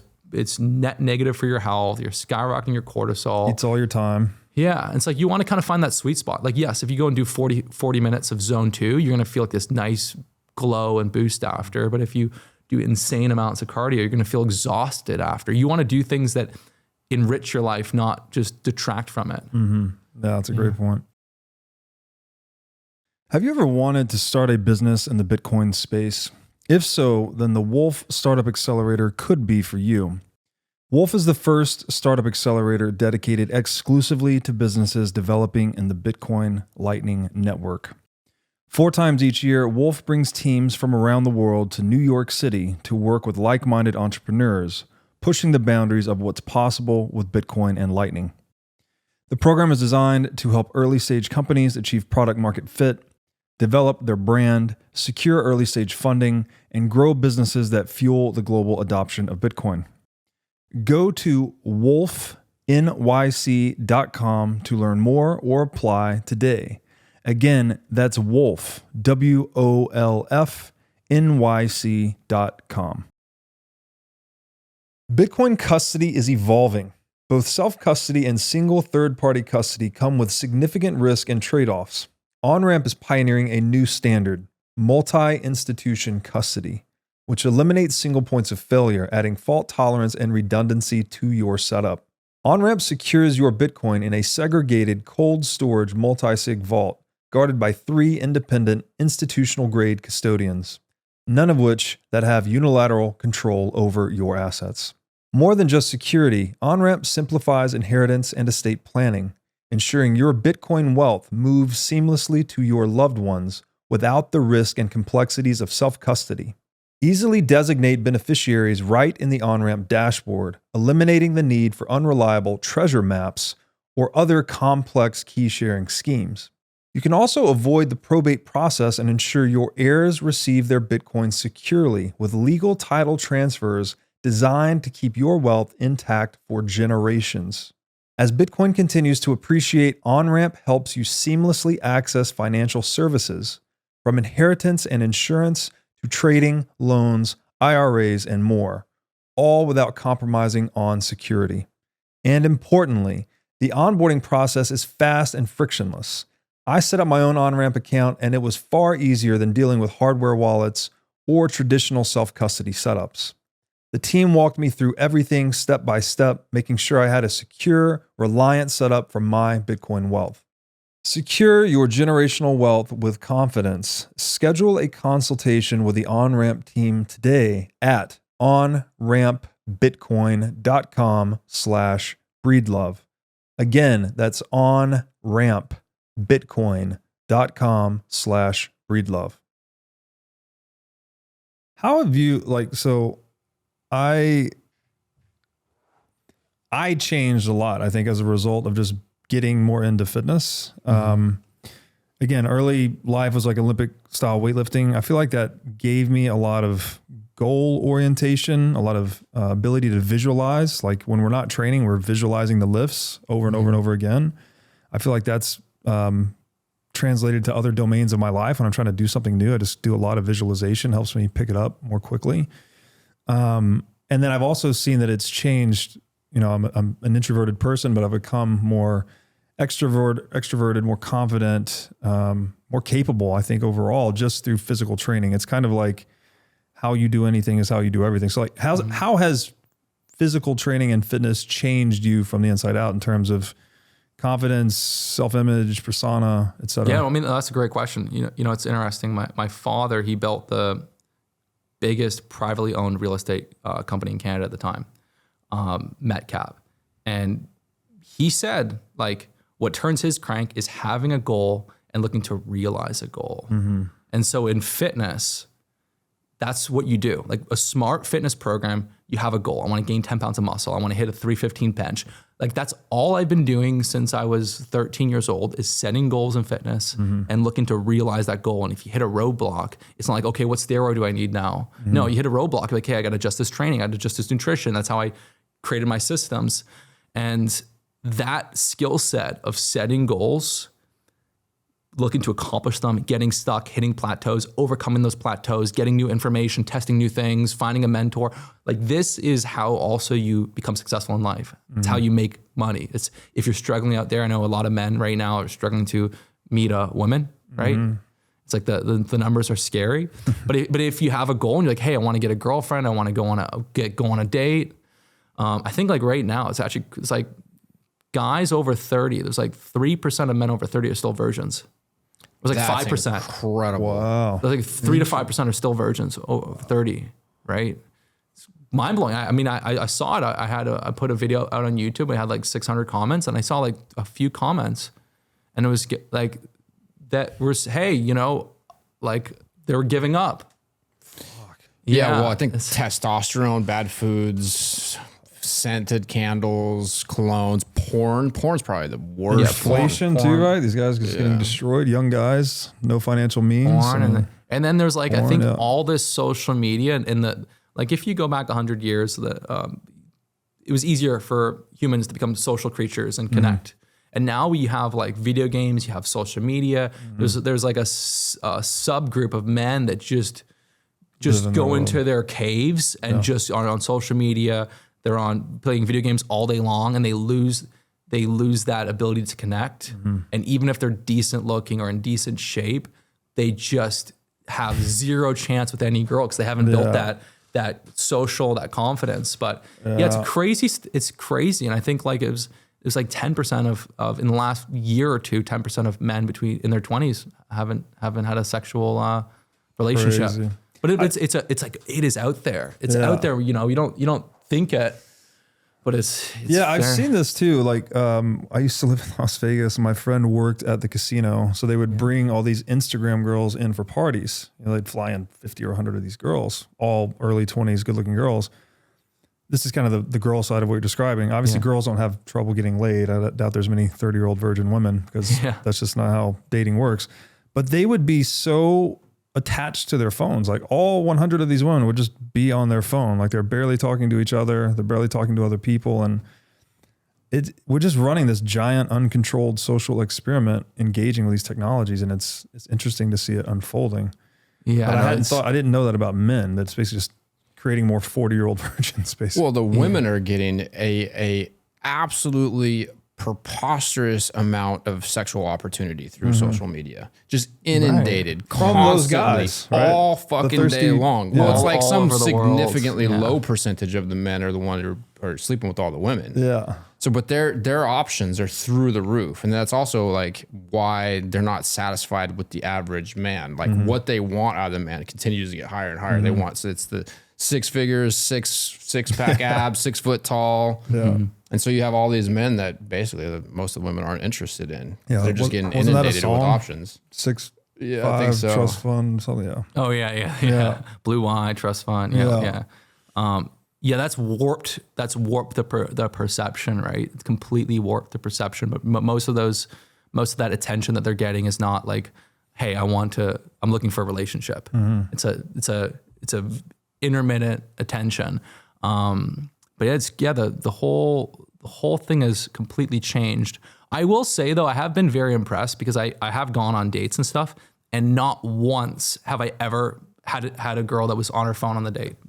So like, I think most people, they're obsessed with their phone, but when it comes to time to have genuine social connections, they know not to be on their phone. Sure. No, I think it's because you've captured their attention. Maybe that, to be completely honest with you. At the top of the hierarchy. Maybe it's that, but I've been impressed, at least, in some respects that but the phone, the being on the phone, living through the phone screen, and even if you're home alone and you're just scrolling for 2 hours, it's horrible for the brain. Yeah. I mean, the real issue now is that you have people that are like 22 that can't even sit through a movie. Yeah. They can't watch them. And now apparently they're building like vertical movies with like 15-second beats to give to the younger generation. Vertical movies. Like Crazy. It's just, so like as attention span becomes diluted, art is gone. Yeah. Like creative art is gone. You need to create something meaningful, to have a meaningful connection. You need to have attention. Yeah. If you don't have attention, like people that have ADHD can't form genuine, great connections. For sure. If they have like real ADHD, you have to be able to have attention. And that's the biggest, to become successful, you need to have attention. You have to have control of your mind to become successful. It's one of the most important things. Of course. And so if you're using social media for your job, and you have to have the strength to be able to put it down and get into that flow state. Yeah, I feel very fortunate that I was, I guess, mid-20s when all this started to catch on. So I'd already somewhat developed before all this. Like kids that are growing up with it, I mean, you're getting hacked at a very basic level. Yeah, it's good to almost try and at least give yourself the first hour of the day, no phone. And The last hour of the day, no phone. And have like chunks in the day where you have complete control. And it's crazy that watching a movie without your phone is like an exercise now. Can you watch a movie without checking your phone? That's so I love like I almost watch, sometimes I'll watch a movie every day. I love watching film, but yeah, you do not want to lose that attention span. That's also where meditation is very powerful. Meditation, breathing, being present. But it becomes like the phone hijacks your reward center and you're just chasing. And then you have nothing, you have no reason to look at your phone, but you're still looking at your phone, and then you're scrolling, then you go and you delete one app, and then all of a sudden you're using this other app. Yeah. It's like the mind, it's addictive like nothing else. And that you don't achieve that deepened, more fulfilled, peaceful state. Yeah. It's that Huberman says cheap dopamine is the devil, right? If there's not a proof of work behind it. Right. Whereas working out, like you're going to the gym, you're spending an hour, you're focused on something, you're focused on a longer term program of development as well. It's the only way things get done. So I do feel bad for the younger generation with this technology, because I feel it in my own mind. Like when I'm, I don't know, work, for me, it's work. I work on my phone. So it's a lot of switching between the apps and messaging people. And that I do feel that dopamine thing. It's like, oh, I need to do this. I need to do that. I need to do this. And so you become scatterbrained. And it feels like it impacts my ability to just focus deeply on a more regular basis. Yeah, I've been meaning to do like a 3-day no phone reset. So in due time, it's crazy. Just 3 days seems like insane. It's a major detox. Yeah. Okay, so we talked a bit. It's Kinobody is the brand, right? And so you're focused on masculine aesthetics, intermittent fasting, mindset, and personal sovereignty.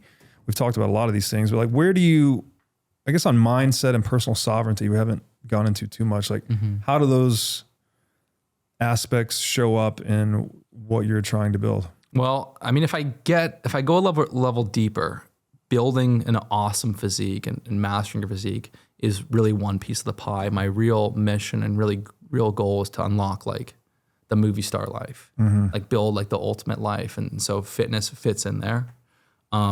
The mindset really is just a tool to achieve success. It's like there's a success mindset and there's like a victim mindset. So the mindset is mission critical. And if I have a client that comes in, that goes through my program, if they have the right mindset, they transform. If they have the wrong mindset, that's what we need to solve for. We need to fix. And then really like fitness becomes fun when you can craft everything together. You have a career, a job, a business that you deeply enjoy, that fulfills you, that achieves your financial goals. You transmute your fiat cash into Bitcoin. Yes. Amen to that. You know, so you build that financial freedom. You're able to, you have a strong social circle, good male friends that are aligned. You have the ability to attract women that you're aligned with, that excite you, that are attractive, that you have genuine connection with, which is like, honestly, probably one of the things that every single man struggles with. And I think I've been there, right? Like that's like one that men don't like to talk about, but it's like, yeah, are you really able to attract and capture and pull into your world what you want? Exactly what you want with frame, where you have the frame in the relationship, not where you're like, the simping and stuff. And then how do you want your life to unfold? How do you want your life to become? I think sometimes most men just go through life like I'm a leaf in the wind and this happened and this happened. It's like, no, create your own empire, like create your own world. You know, what do you like? Even when I showed up here, you got the pool, the basketball, the truck, you got this cool setup, like build your own realm, right? Build your own realm and be intentional. What's your life like? Where do you live? What car do you drive? What trips do you go on? What's your weekends like? Try and build something that fulfills you. So is that an explicit exercise that you went through with yourself? Like you wrote down, this is where I want to be 5-10 years in the future? I did that, and I did, more things along those lines. But it's like fitness is, if you break it down, so the fitness is one part. Okay, what do I want to achieve with my fitness goals? And then you have your financial wealth goals. And even like right now I'm going a level deeper with, my business beyond money. It's like, hey, how do I bring in the heart and the meaning into it? And then the relationship and then and then also like, yeah, you could have the woman, the money, the body, but it's like, what are you doing every day? What are you spending your time doing? How does that, so the mission and the mission, and also just kind of what fulfills you even just outside. It's good to have something that you love doing outside of just making money, For sure. So it's Kinobody, yeah? Yeah. Did you come up with that term? I've never heard that before. Yeah. What does that mean? It's Kino in German means movie body. Gotcha. Like cinema body. Yeah. And so one of the things that, I kind of realized as I was getting into my 30s, the challenge for men is building value. Like you have to achieve something. You have to do something that is valuable, where women are kind of, generally speaking, born with inherent value. A 22-year-old girl who's done nothing with her life, like in the sexual marketplace, she's got endless opportunity if she's attractive. She's hot, yeah. Yeah, but for a man, you need to actually do something of value. You have to earn that value. Did you have that epiphany, or was it kind of like an intuitive thing? I had that epiphany. I fucking loved it. I'm like, thank fucking God. Yeah. I like this. You can create your own. And that's the challenge. Like as a woman, right? It's kind of like if you're a beautiful, stunning woman at 22, yeah, you have peak value. You can you want to go to Saint Tropez on a yacht, it's boom, it's there, right? Yep. But as a guy, but again, not every single woman is that beautiful 9.5 out of 10, right? But as a guy, you have so much ability to build your value up. Even if you're short, even if you're not the best looking guy, if you can dedicate yourself to, becoming in amazing shape, building, achieving financial success, building a strong social circle, building a cool world to pull people into your world, then like you can hit the highest echelon. So as a man, it's very, very, I find it's very, very, and even as a woman, like, right, the amount of muscle you can gain as a woman is not as much. As a guy, I always felt I was like, fuck yes. Like I always felt that, like, I'm like, I like that. So some men might complain like, oh yeah, like we have to like put in so much work to become valuable and become desired. But like, you should be like, fuck yeah. I mean, it's a perspective thing, right? And there's a bit of a harsh reality that time kind of works against women and works in favor of a man doing the right things. And that's kind of the silver lining. And so if a guy's 24, 25 and just feels like, man, dude, I'm not getting very far. I don't have the life I want. It's like you have time, and you can do a lot in 5 years. You can do a lot in 5 years. So like if you focus on your goals and you commit absolutely, then you can build a very, very exciting life. So yeah, you have, and it doesn't have to be 30. You could build yourself up till 40 and then meet your partner at 40. So you have so much time. Yeah, Rollo Tomassi wrote a couple books, and he says that peak sexual market value for a man is 35 and for a woman 22. And the challenge for women is actually not to squander the inherent value that they're born with, excessive promiscuity and bad decisions. And the burden for the man is actually to become valuable. And he does talk about this gynocentric society that we live in since the advent of hormonal birth control and the feminist revolution. It's then this attack on masculinity that most men are lacking that understanding. And so I can say for sure, my mother was a self-proclaimed feminist who ironically depended on men her entire life. But as a young man, I kind of had a little bit of a feminine perspective of the world. And in high school, like growing up, I was a good looking kid. I remember getting into my early 20s and being like, what the fuck is going on? The world's changed. All these hot girls are going after guys 10 years older than me who have big money and have achieved things. And I'm like, wow, okay. So that was an epiphany moment for me in my mid 20s. That was a shocking moment for me too. I kind of had a baby face my whole life, but then at the age of like 27, it fell off and I was super handsome all of a sudden. Like I just blossomed.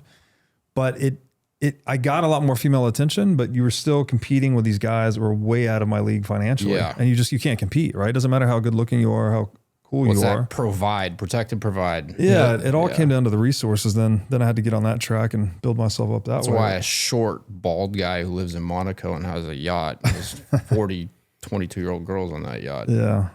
The Dr. David Buss, he has his book Evolutionary Psychology, and he goes into men's mating behavior, females mating behavior, and females have more weight on status, resources, protection. And so even there was a book called there's a book. Do you remember Mystery Method? Yeah. The PUA guy. So he was actually from the book The Game. Right? He was actually an absolute genius decoding this, because he studied the attraction triggers that females have, and he wove them into his conversations. How can I signal? Because you could be someone that is successful and has desirable things, but doesn't mean it's like on your forehead, right? How do I weave in that I am successful risk taker, pre-selected, so on and so forth, right? Protector of loved ones. So he kind of decoded these attraction triggers that females have. And then how do I display these? And now the unfair advantage is Instagram, you can hit these attraction triggers via Instagram. But the crazy thing with Mystery was that what he really found out was that the attraction happens when you don't telegraph interest right away. And so there's something very, very powerful. A lot of guys, they just lose the power immediately because they deliver themselves on a silver platter. Oh my God, you're so beautiful. I want it. Like they overdo it, and then it pushes the woman on the heel. He would actually be very aloof and sort of distant, trigger the protector of love, whatever it is, these different attraction status resources without being a show off, just letting it naturally unfold. And then as the woman started to invest, then you switch into the comfort mode. So it's all these different things. It's one thing to have it, but it's like, how do you actually create that attraction flow?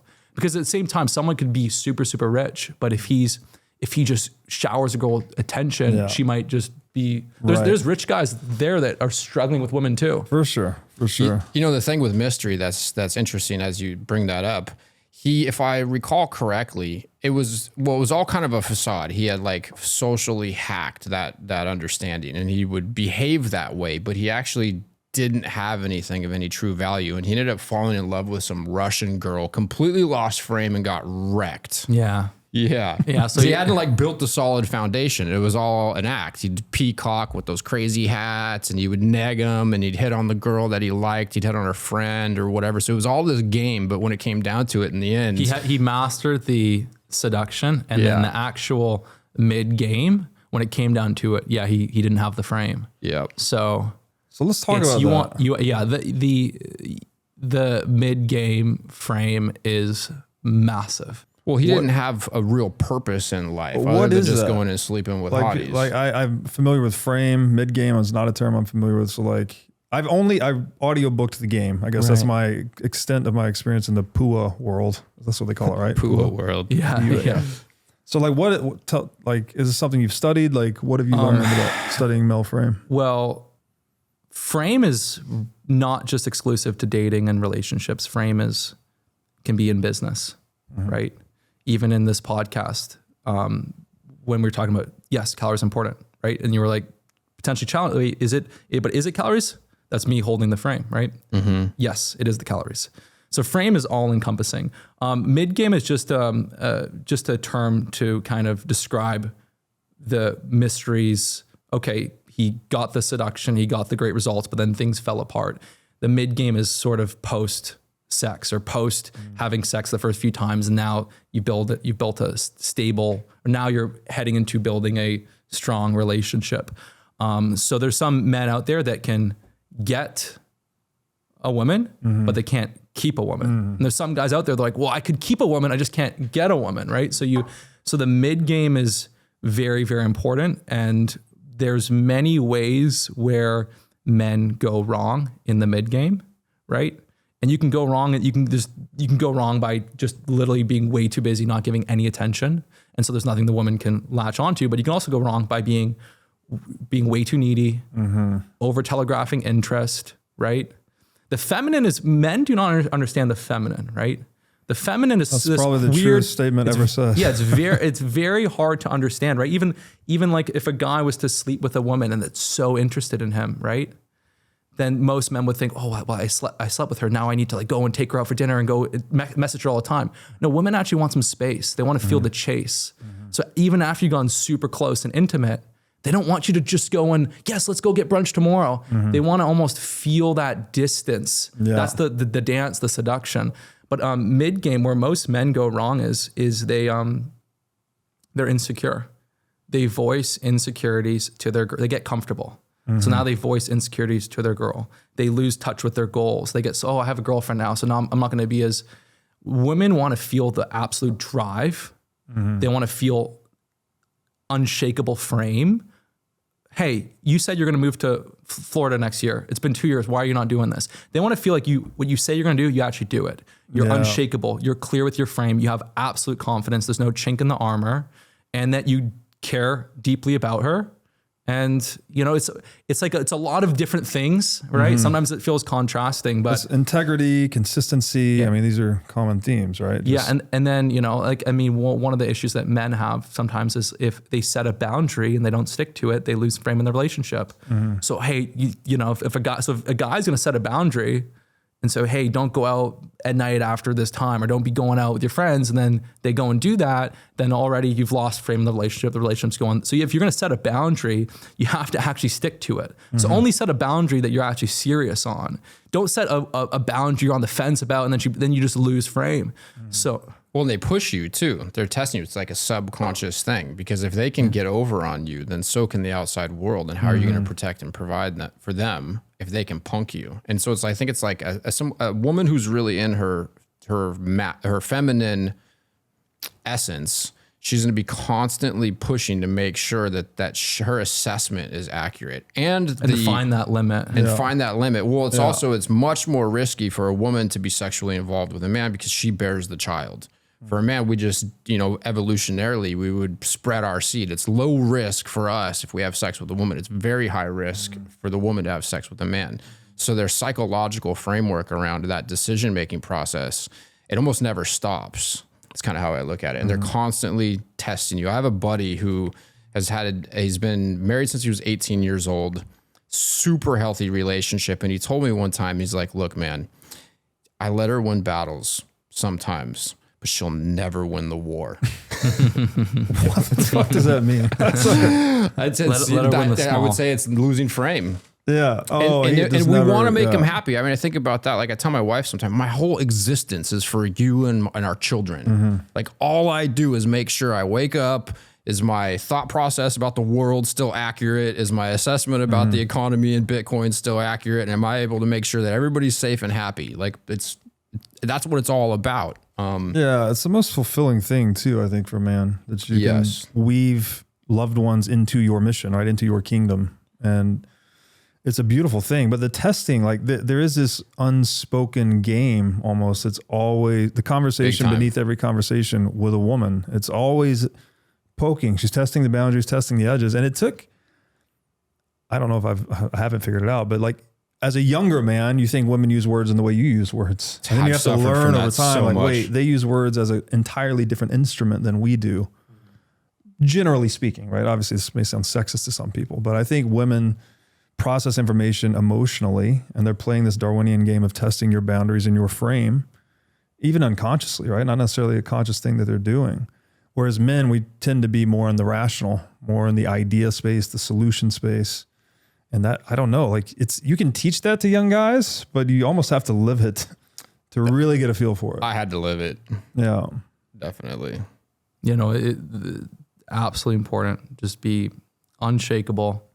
And I've even had this where I was dating a girl and then we broke up, they dated someone else, and then we reconnected.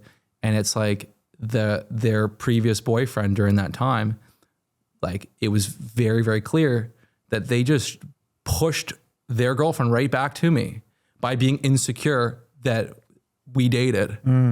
So as a guy, if you're insecure and you show jealousy about someone she dated in the past, it's the last thing you want to do at all. if you find out that she dated some billionaire, if you dated some pro athlete, you just have to be completely neutral. Just cool. Oh, nice. Don't care. Like sure. So guys kind of get, oh, this pro athlete or billionaire or this and that, and they get jealous, insecure, and they don't feel as good enough. And the woman reacts to how you feel. The woman reacts to your frame. If your frame was like, oh my God, she dated this guy and now she's with me, then she's going to start to feel that frame. But if you have the frame where I'm the fucking shit, she feels that. Yeah, I think it's that true burning desire comes from a woman thinking or believing that you're her best option. And then if a guy is insecure about the past, I think it's a subconscious thing where you're like, oh, fuck, well, I'm not her best option. She can sense that. And another thing that I think about a lot too is it's so easy.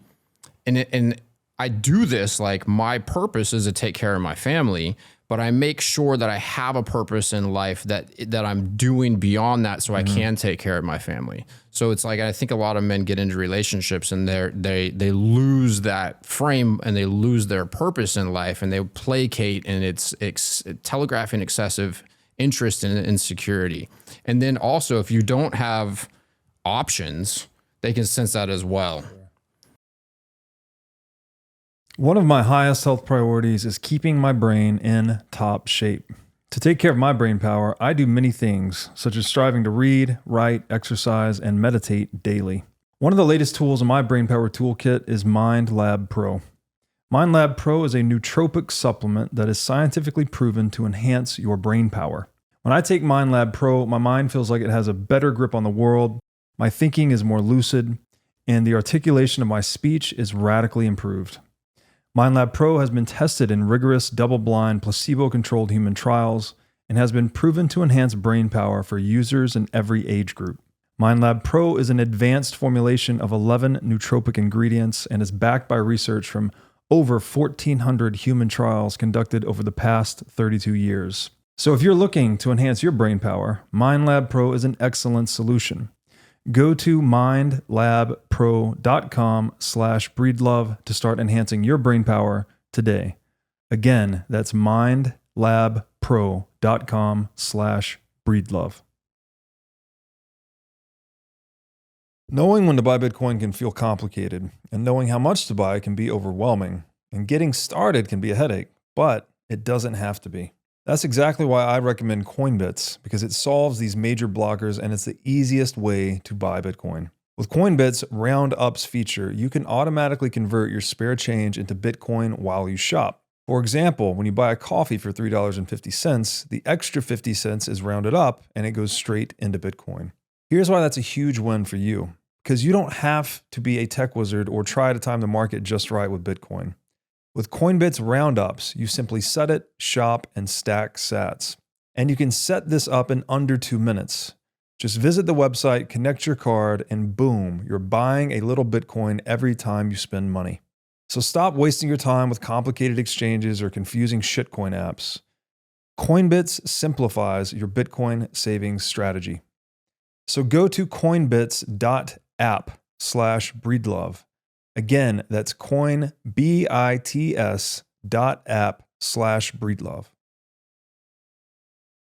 What's the phrase you were saying that women date opportunistically, men date idealistically? Yes. I thought that was so interesting. Love. That women are just looking for their best option at any given time. Yeah.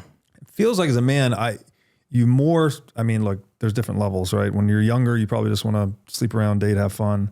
But when you get a little more mature, you want to have the mission, the purpose, the queen, basically. And that's where I think the idealism comes into play. And so it's like, how do you get those two things to align, right? You need to genuinely be her best option. I guess that's by holding frame, basically. Because when she tries to come and push you over and sees that she can't, it's like, oh, well, this guy's a solid guy. And then as the man, you have to actually start building that kingdom with her woven into it, but not dependent on her. Yeah, and I also think that there's an element of like leading by directing and not dictating too. There's a fine line there. Right. No, that's huge. Yes. And it's like, so if I'm going to make a decision as to dinner, like ultimately I don't really care. I have some preferences and, I just want my woman to be happy, but I'm not going to be like, oh, whatever you want. I'll be like, hey, we could eat this, or this. Yeah. So she's choosing, but I'm like presenting the options. It's almost like raising kids in a way. That's a very powerful point about directing versus dictating. You can say something in two different ways, and one will go over horribly. The other one, you'll build the frame and get compliance. So for example, you could say, you could tell a girl, no, you're not allowed to go with your friends or whatever. Or whatever the thing is, you can't go out with this group of friends or whatever. And then she's going to feel resistance and it's not going to go very far, But if you flip the script and say, hey, if you want to do that, you should go and do that, right? But I don't like the kind of relationship I'm looking for. Exactly. Is actually not with a girl that's going out and partying and till 3 a.m. every single night. So that's not what I'm looking for. But if you want to do that, you should go and do that. Mm-hmm. Yeah. And then all of a sudden she's jumping into it's a massive difference. Respect but most the freedom. guys are like, don't do that, don't do this. And then it just creates this tension and this. Yeah. So if the frame is, this is what I want. Hey, if you want to go and do that, you should go and do that. But this is what I'm looking for. Right. So no, go and do, Do you fit within the frame or not, basically? Yeah, that's a massive night and day shift, I love the metaphor that the man is the head of the household and the woman is the neck. So the man's responsible for the vision, the direction, often the rationality in the relationship, but the neck guides the head, actually tells it which way to go. If the head's pointed in the wrong direction, the neck will help point it in the right direction. For my big fat Greek wedding. Yeah. Is that from? That's what it's from. Oh, interesting. I heard it secondhand. Yeah. It's them. I think the woman was like, and the neck can turn the head anywhere she wants to. Oh, interesting. I didn't know that. I haven't seen that movie, but I've heard that secondhand from someone. I really like it. It definitely comes before that, but that was in that movie. Yeah. But it just sort of points, like obviously the head is primary, right? But there's this reciprocal reflexivity between the two. Yeah, women can wield immense power. Even if you look at some of the prolific men throughout history, sometimes there was a even smarter woman behind the scenes, kind of moving. Yeah, Cleopatra. And stuff. Yeah. No, exactly. Yeah, so that's an interesting thing. So who was she with? Was it Alexander the Great? I might be screwing up my history, but is the woman that's operating things behind the scenes, has the guy lost frame, or is she just playing the game? I mean, there's this TV show that came out. I never binge watch a TV show. I don't like to watch TV shows because then you're hooked. You got to watch the next episode. Oh my God, I know. I can't. I'm a movie guy, but I watched this show, Mobland. It's with Pierce Brosnan, Tom Hardy, and the director's like Guy Ritchie, I think.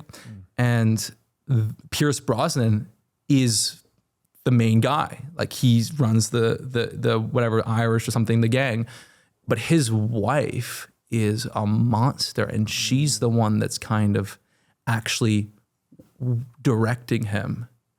And at one, I don't want to give any spoilers, but you see them kind of him start to realize that she's kind of this negative poison drip.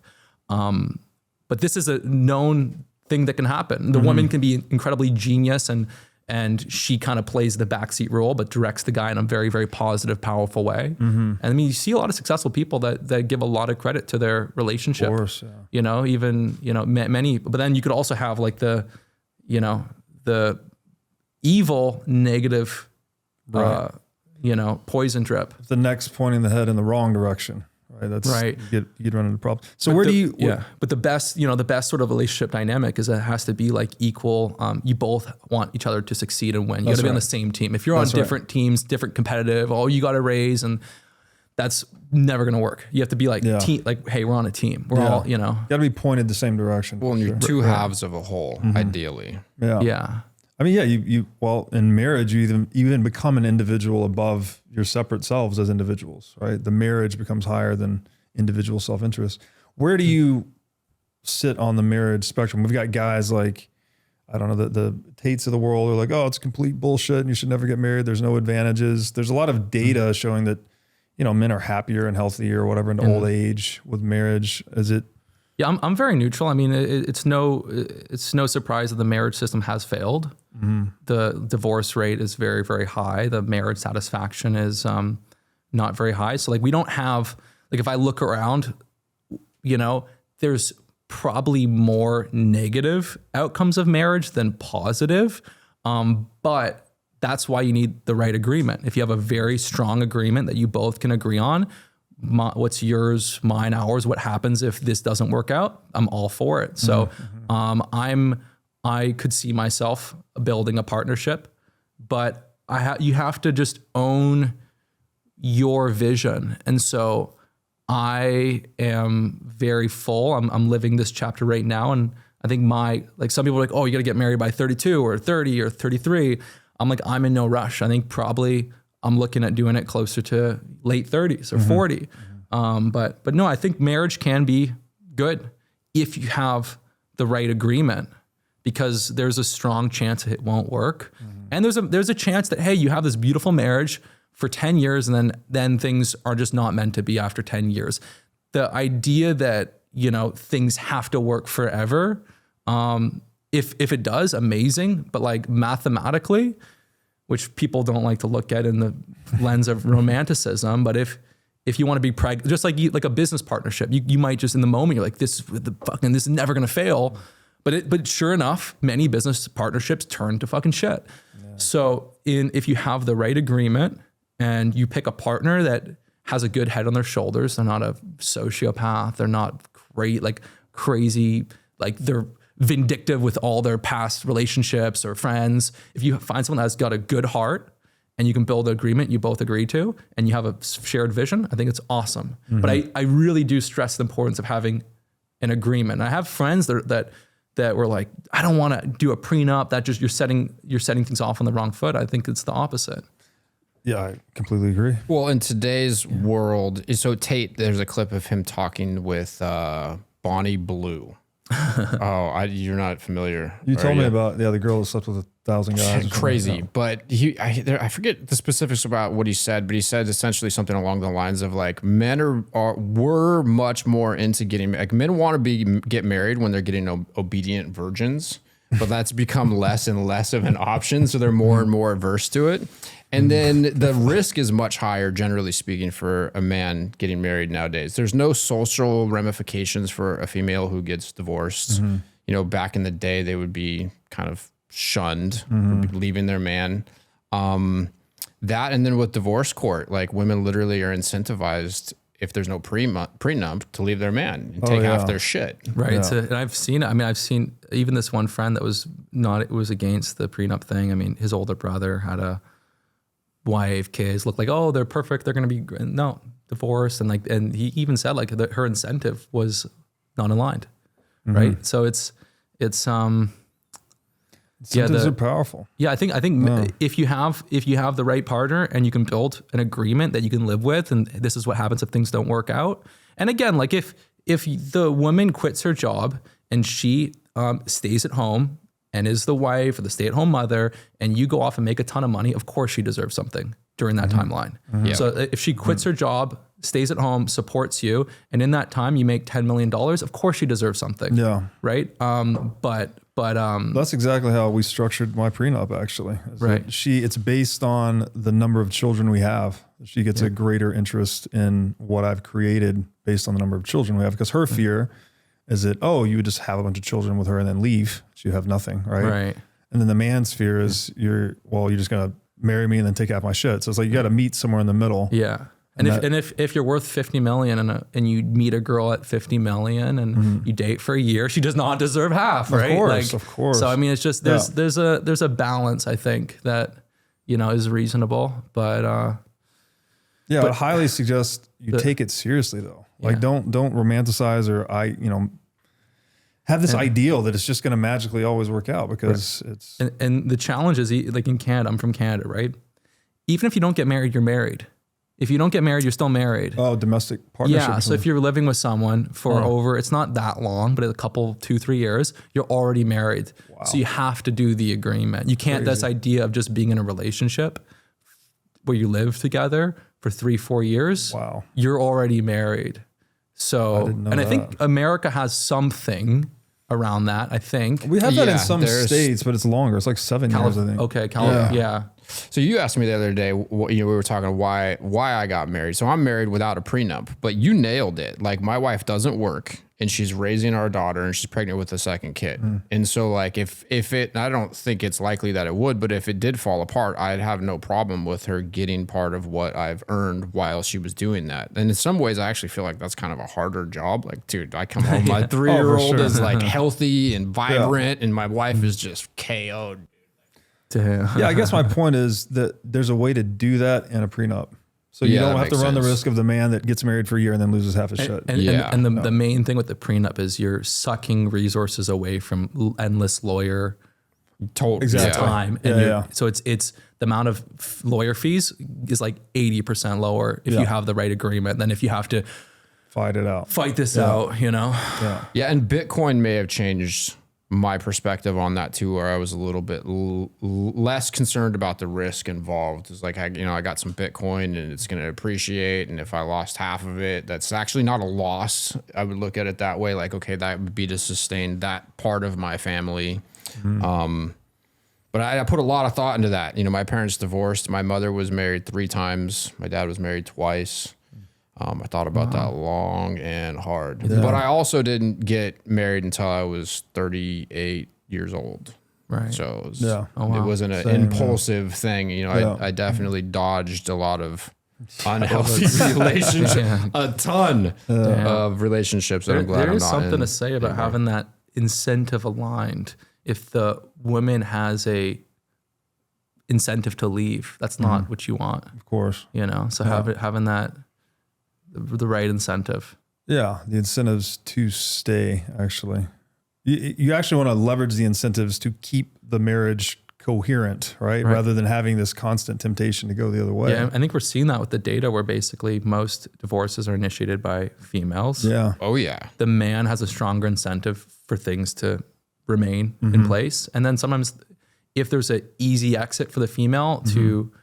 Once there's a better get option. half and then, and things are kind of getting a little, obviously no woman is going to initiate a divorce when she's completely in love and things are great. But when things get a little bit tense and hard, then having that incentive, I can just get half and leave and none of this. Easy out, which makes it even that much more important to make sure that you have purpose and you're of value and you're maintaining that frame and that never changes.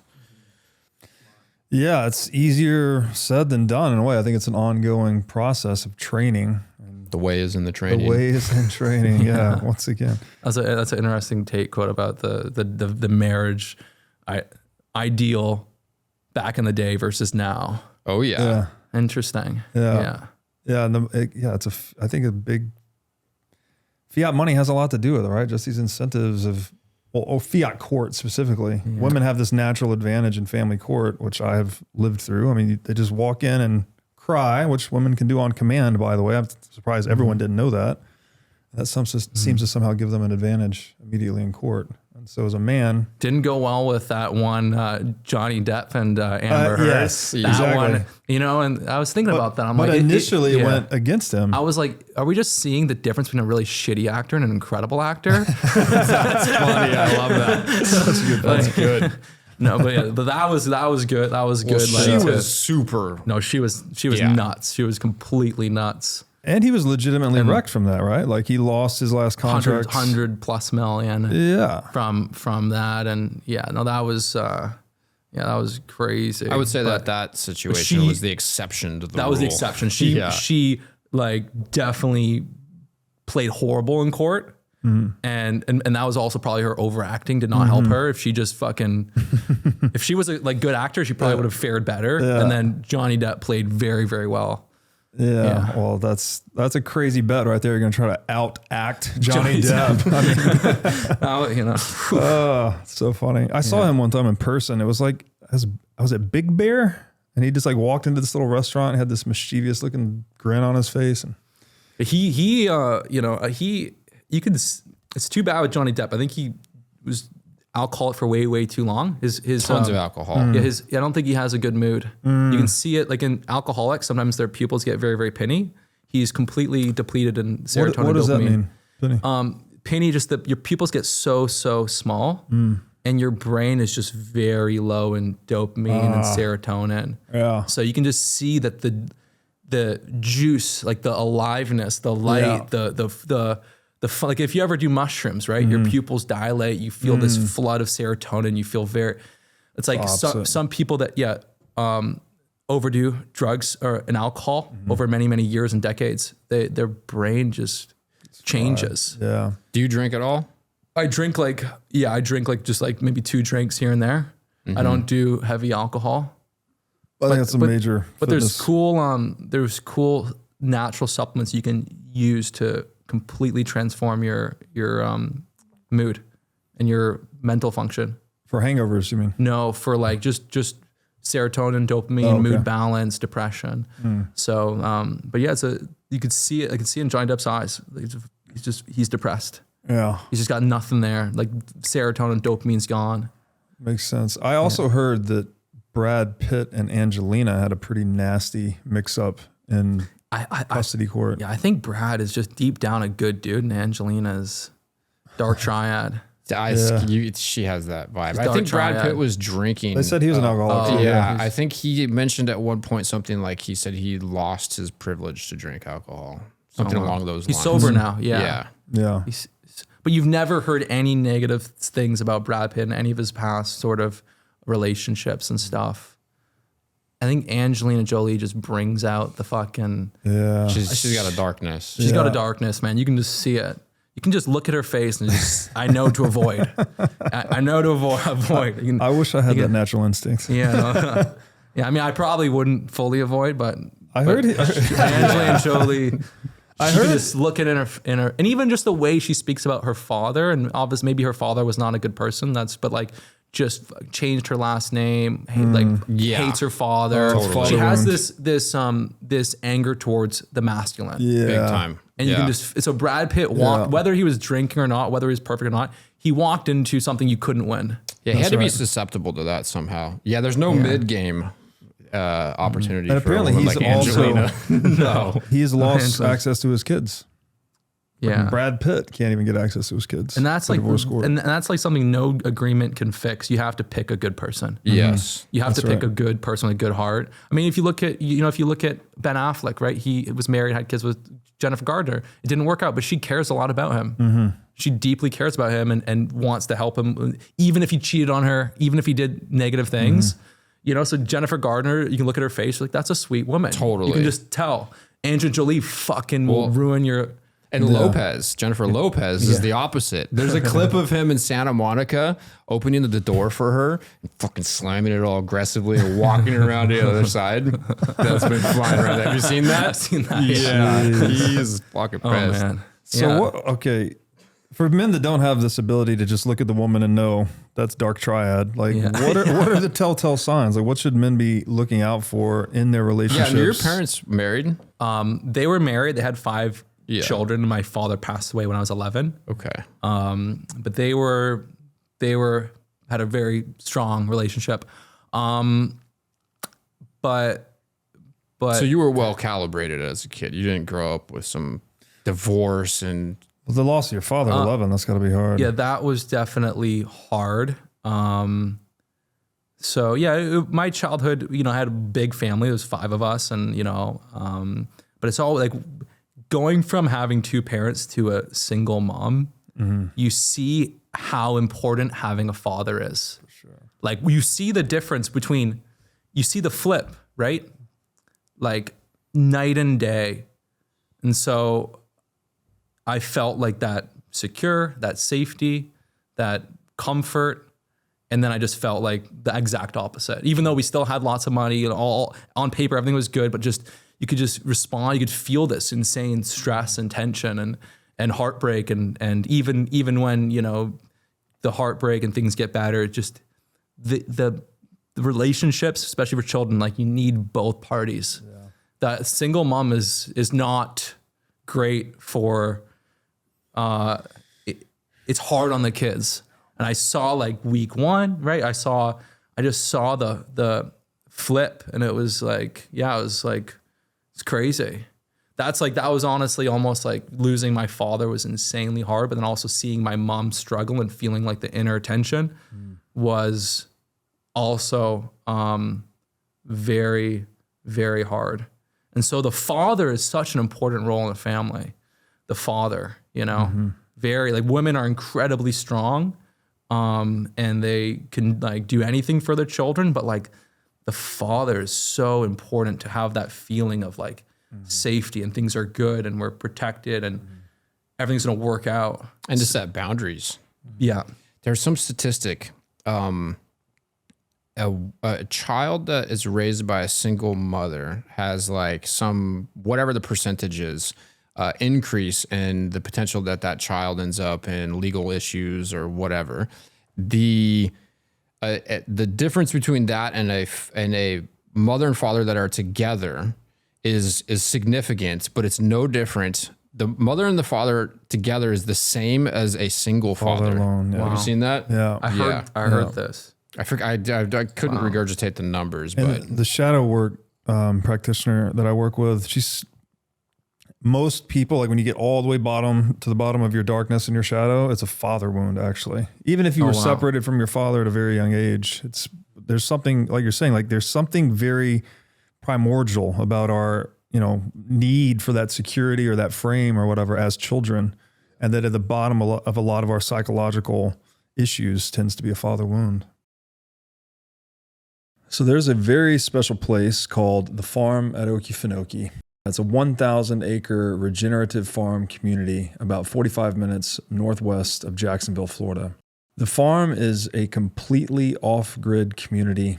It has total food, water, and energy independence. Everything on the farm is 100% organic, and it even features wild boar and bear hunting. The farm at Okefenokee is right next to the Okefenokee National Wildlife Refuge, where you can do camping and canoeing tours.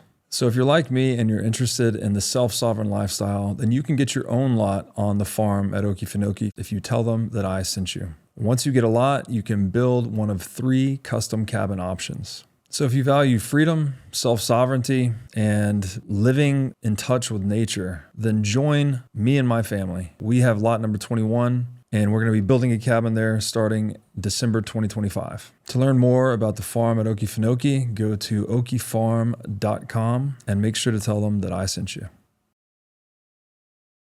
If you're a Bitcoiner, you need the Orange Pill app. It's where you can connect with other sovereign individuals locally and globally. It's great for when you travel, to meet local Bitcoiners, to go to Bitcoin meetups, and to find local merchants that accept sats. No distractions, no noise, just real Bitcoiners. So download the Orange Pill app today and find your local Bitcoin tribe. If you go back to like evolution and everything, like technically if you lose your father hundreds of thousands of years ago, you're hyper susceptible, right? Yeah. So for having not enough resources, protection. But yeah, no, it's the father role is very, very important. How was this for you? Like, I mean, 11, dude, that's brutal. I'm sorry you had to go through that. Like, what was the emotional journey like? I mean, the first thing was like, I just saw my father, someone that was so strong, so powerful, and I never kind of didn't believe it. It's kind of crazy. And then, it's the hardest thing to go through, like I've lost people later in life and, it's sad and it's just part of life. Life is finite. People pass away. You appreciate the time you have with them. But when you lose a parental figure as a kid, it's like, it's hard to explain, right? It's like your world crumbles around you.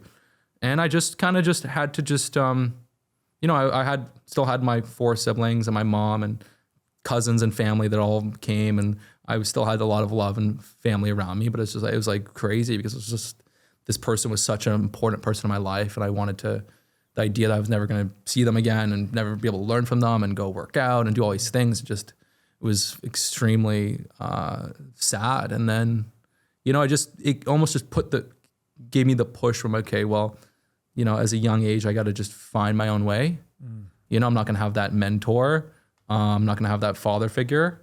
And, it definitely pushed me to like also want to live and make him proud and go after what I want and just like really just go after, what I want to do and build something cool. And then, for my father, he was so proud about the family he built. And so like, that's the next step, building, my family.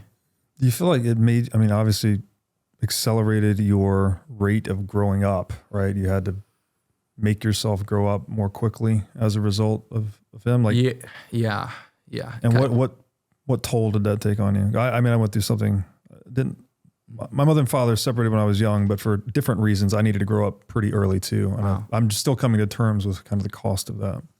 Yeah, I mean, I started kind of reading some books when I was very young and wanting to learn about success and becoming, successful. And then I just got really into fitness too. Just got really, really into working out and to martial arts and just kind of just leaned into, my passion. But it's hard to like really be able to articulate or even pinpoint how things would have unfolded if he was around versus not.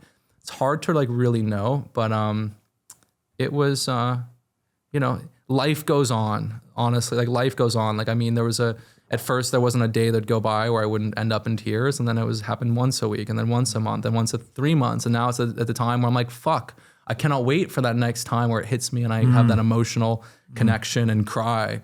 It might be every 5 years, right? So life goes on. In humans, we just have to, the secret to life is just look at the glass half full. You can look at something and just make it negative and I wish he was here. This should not have happened. This is not fair. Or you can look and be like, wow, I had this amazing father figure and I got to spend some amazing moments with him and I got to share his blood and I have an amazing family and I have so much you just have to, everything's perception, right? And so humans, we can handle a lot. And I mean, and everything is also like relative, right? Like in parts of the world, like people are going through things that are so much like there's like horrific things in parts of the world. And so this is just, you just have to kind of just take what you have and be appreciative. And that's the biggest shift is making the move from this shouldn't have happened. This isn't fair. I wish he was still here till I appreciate those times I have with him and I can feel his presence and cherish his memory. And, and even now I think I have like 10 hours of audio recordings, right? And I could probably, go through those different recordings and make stuff out of it. And even, even with AI, it's gonna be even really, really cool, right? With AI, there's going to be some cool, really things to capture some stuff there. And even now, right? Think about this. Like if I was to have children pass away, I have this interview, for example. There's so much rich content that you could have an AI program go through everything and literally could speak to my child after I pass, in the future. So the world is going to be pretty freaking crazy going forward. And I think in our lifetime, like we're going to take aging and we're going to be able to extend it. And at 100 years old, feel like we're 60 if you have the right steps, That's actually a really cool idea that your digital footprint will leave a legacy for your children in the future. I've thought a lot about that. Yeah. That and like, dude, my family photos from when I was a kid, like I have totes of these families. It's like on my list of things to do is to like digitize these things. Now I got 45,000 photos and videos in my phone. Yeah. Right. Yeah. You have two jobs right now, basically. Be as healthy as possible because we're going to be able to live pretty long time and just get Bitcoin. That's it. Yeah. When did you discover Bitcoin? I had a friend and like it was early, like 2013. He was telling me about Bitcoin and it's cool. I just didn't care. And then, but he was telling me about it. And then I was watching some YouTuber, quite a few years later that was really big on Bitcoin. I watched his sort of thesis on Bitcoin and I just didn't care. Like it wasn't a problem in my life where I'm like, I want to store energy and I want to, I was doing well in my business. I didn't have that pain point, right? And then 2020 came around and Bitcoin was like so dominant 2020. No one could leave you could barely leave your house. Things were shut down. People were talking about Bitcoin. Bitcoin was going up. And so I bought some Bitcoin in 2020. And then I was so on the fence about it. Like I was like, you know what, if it does well, I want to have some. That was my argument. I was like, I don't know. I was like, I should probably have some Bitcoin. So, and then in 2020, like when we saw all the collapse from 70K, 69K down to whatever, 15, I was like, maybe Bitcoin's bullshit, dude. I was kind of like, I didn't study, I didn't research, I didn't really know what it was, right? And then, so I think around 2023, I was like, hey, I need to do something with some money that I have. I have some money coming in. I'm not thinking in, like when you're 25, you're thinking in short term. You're not thinking about 10 years from now. So I'm like, okay, I'm thinking longer horizon. I need to put this money somewhere. And I looked at, okay, what are my options here? I can do S&P 500. I can get 12% a year. Okay. I can go straight to the fucking jugular, Mag 7, and I can, get 25, 30% a year compounded. And I started to look at Bitcoin again. And then I was like, okay, well, there's this halving coming up. That's probably going to be beneficial. Like this halving looked fairly significant. And then I saw like what was, under the surface, the BlackRock had the ETFs come, and most people were like, no way it's getting approved. I'm like, bro, it's fucking BlackRock. Of course it's getting approved. and then I started to look at, okay, so what, like Bitcoin it has properties that make it so fucking powerful. It's finite, it's incorruptible, it's portable, it's not like real estate. You can't sell like a portion of the real estate. It's the perfect money. And I started watching a few different figures on YouTube on Bitcoin. Michael Saylor was like really the person I was just studying like crazy. And I just ended up agreeing with his thesis that there's no, like Bitcoin is the greatest store of value. And at first it was like, hey, maybe I have 10% Bitcoin and then have some whatever S&P or whatever it is. And then I'm like, why? Why would I have 10% Bitcoin? Like Bitcoin is going to 1 million and it's going to more, and everyone's slowly waking up and the money's slowly funneling into Bitcoin. And in 10 years, Bitcoin's gonna be boring, but Bitcoin's gonna be millions of dollars a coin. And so I was just like, I'm all in, right? So I am, and it's interesting because it's like some other people out there could know what we know and they just can't.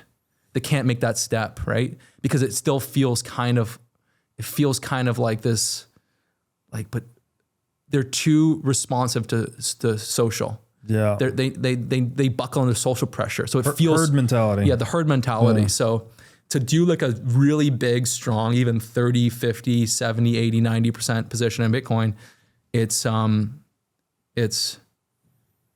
you're going against the herd. Yep.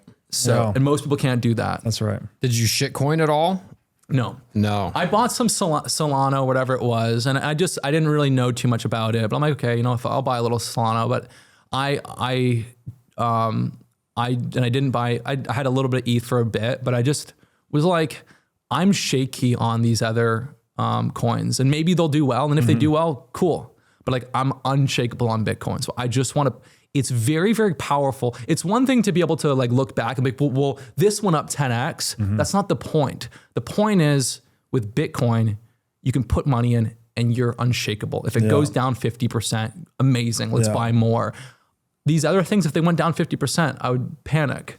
And so I want to put my money where I am completely convicted, And so for me, that's Bitcoin. And unshakable is the right word. I mean, it's just, there's nothing like it, right? We've never had a fixed supply asset. We're probably never going to have one. I think I'm really glad you're into Bitcoin. I hope you keep going down the Bitcoin rabbit hole, because I think there's a lot of parallels between what you were describing in your work and what Bitcoin actually is. I'll read a tweet, if I may, that I shared yesterday.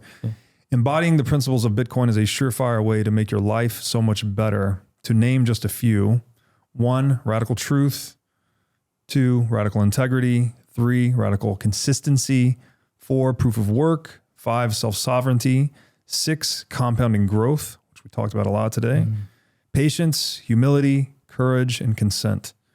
And so I think there are Bitcoiners that kind of get to this level. It's like you get financially liberated through Bitcoin, and then you also get philosophically or cognitively liberated. Your view of the world changes as a result of studying Bitcoin. Spiritually liberated, perhaps. And then it's like, okay, what now? I've got all this liberation. What do I do with it?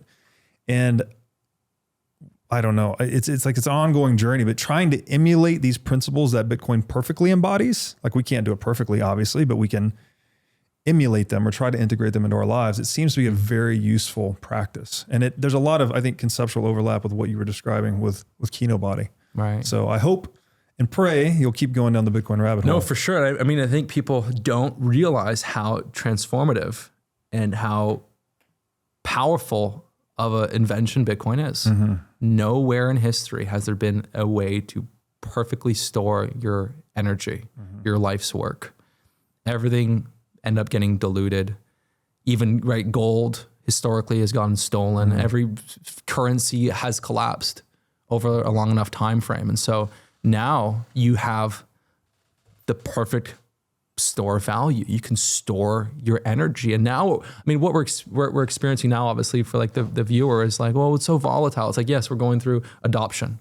We're in this adoption phase, right? Where in 10 years, when half the population has Bitcoin, it's not going to be as volatile, but we're going through this adoption phase. But Bitcoin is literally one of the greatest inventions that ever. Yeah, I agree. Yeah, actually in 2021, Bitcoin crashed from 67,000 to 16, 17, 15, whatever it was. I had already gone deep enough down the Bitcoin rabbit hole that I had the perspective of Bitcoin's not volatile.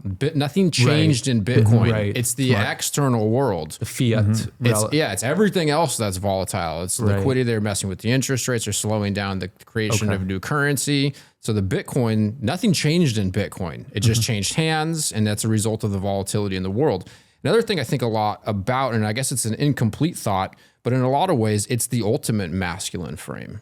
And I think about tethering myself ideologically and economically to this immovable object. It allows me in some sense to flow freely in that feminine way where I feel safe because I have tethered myself to this masculine frame. Does that make sense? Yeah, it makes sense. Your Bitcoin is your fucking the nucleus. It's your powerful, it's the solid unshakable ground that you can stand on, and you can see everything else moving around you in the world. It's powerful. Yeah, it's a 0 point, the singularity, the immovable center. Like spiritual traditions have talked about this, and I compared it to the number 0. But that's why I said unshakable is the right word. It's that unshakability that is actually very risk minimized, but the world hasn't awoken to that yet. So it's the ultimate risk off asset being traded like the ultimate risk on asset. People think that volatility and risk is the same. No, risk is it can go to 0. Volatility is, it's a bit of a roller coaster on the way up for now. But I think that we're going to experience. Obviously, we're going to see. This is how we see it right now. It's going to take some time for most people to hit this. And just like in 2011, when I talked about intermittent fasting, everyone thought it was bad for you, right? And now everyone's like, "Oh, fasting's a good thing to do." Bitcoin, I think in 5 to 10 years, it's going to be very, very normalized.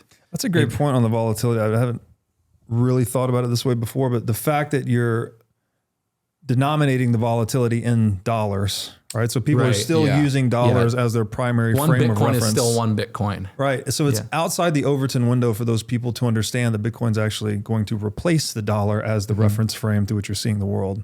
So there's only a very small minority of people that have gotten there. Yeah, and even Trump kind of even said it himself. He's like, well, I like Bitcoin because it takes pressure off the dollar because you have this finite, immovable, digital money. Then people have a place to store their energy and they can print more money because you have that masculine frame of Bitcoin. Well, it's an escape valve too. If they double the money supply over the next 12 months, like they did in COVID, essentially, give or take whatever percentages, and most of that goes into Bitcoin, that's not a problem for anybody. But if there wasn't Bitcoin and it goes into equities and into real estate, that's a fucking major problem. Right. It's going to create hyperinflation. Yeah. And so they can print. And if Bitcoin captures that, it's going to trickle through the economy. It's going to go to business owners and productive people. But the more of that goes into Bitcoin, you think they're going to put some of that into Bitcoin? I think that the general overall economy is increasing its Bitcoin allocation every day. Well, it's the beneficial thing is the people that have done the work, right? Like people that are smart and delaying self-gratification on all of these things, they're the ones reaping the rewards of Bitcoin. Well, and I think Bitcoin is making no coiners' lives better. The fact that I own no real estate and I didn't buy a fourplex or another 7th, 8th house or whatever, and it's all on Bitcoin means that that's less upward price pressure on housing. Right. Smart. The fact that you rent this house and you didn't buy this house, and then your dollar denominated equity increases. You're not pumping up the. You go borrow that, and then you go buy another house. Now you're out competing the first time home buyer. Yeah, it's demonetizing. Yeah, it's making everybody's lives better. Yeah, and it's also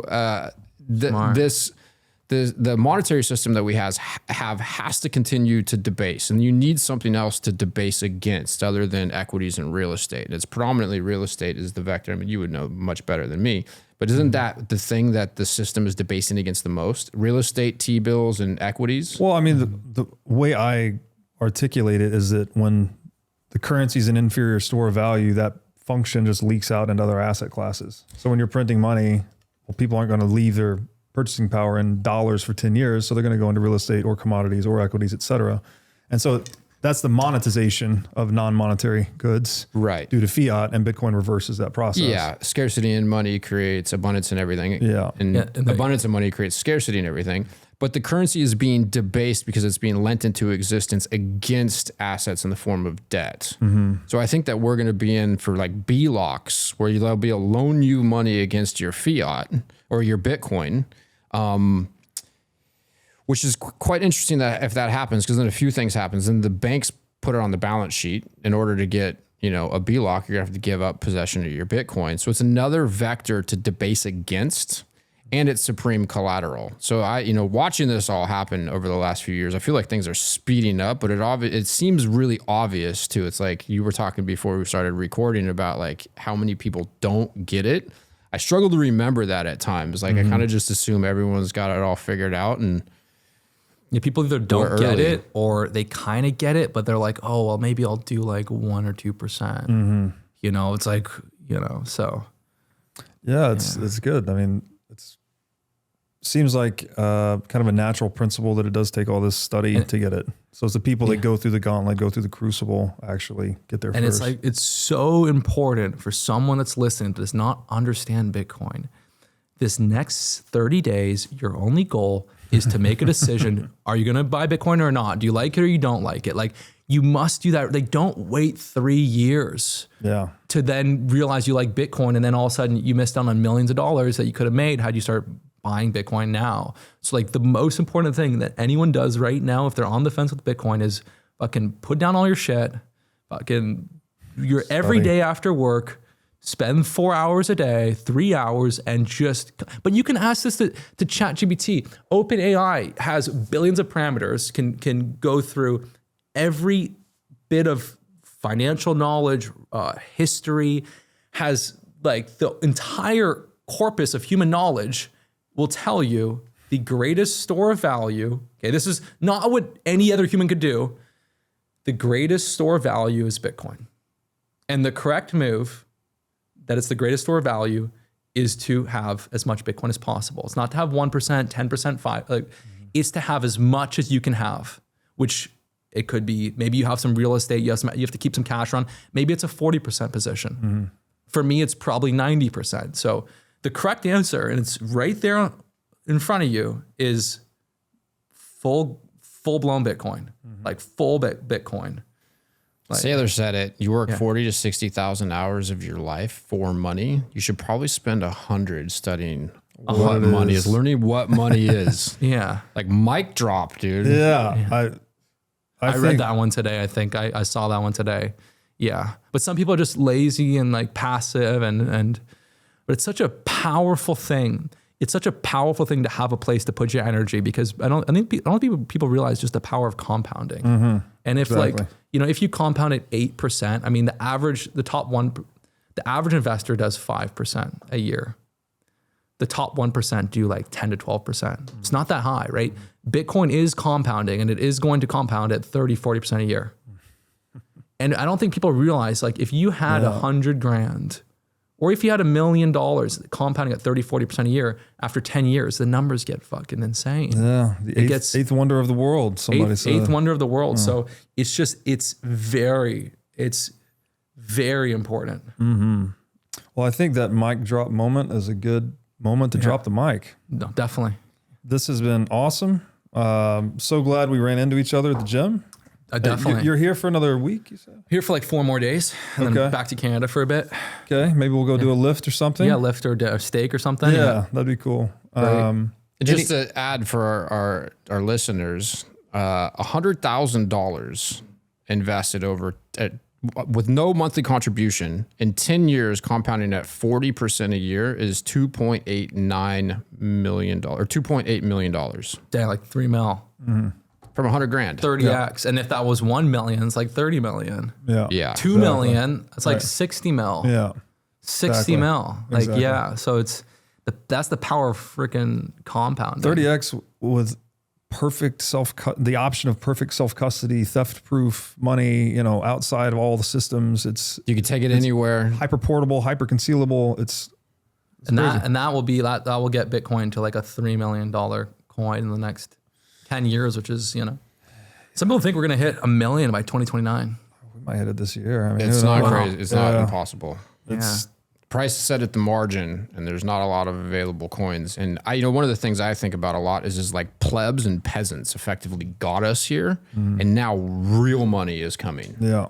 The sovereign wealth, the big, like if one of these big top 50 companies start to buy up Bitcoin. Yeah, sovereign wealth funds and all. Yeah. Well, and Trump Media, they just took $2 billion of their $3 billion on their balance sheet and put it into Bitcoin. And that was my little sort of, that's sort of what I was thinking. Like historically, becoming a president, you make $200,000 a year, but like most presidents go in with 2-3 million and end up with 80 mil. Yeah. The presidency is a path to achieve insane wealth. I think the first Trump presidency, he lost money.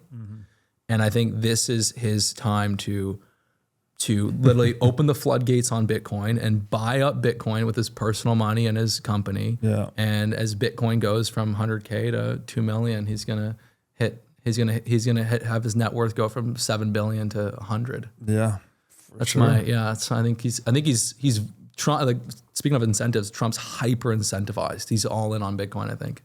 I agree with that. Yeah. That and the SBR and some of the discussion around the Federal Reserve. I think a guy like him wants to go down in the history books. And if he wiping out the debt. Yeah. If he really takes on like a heavy Bitcoin push through his presidency, he could do really, really good things. Yeah, and then you can impose that game theory on the rest of the world too. Yeah. Once I think Saylor was mentioning this sort of playbook. Get Bitcoin. Sell the gold. With the US money. Yeah.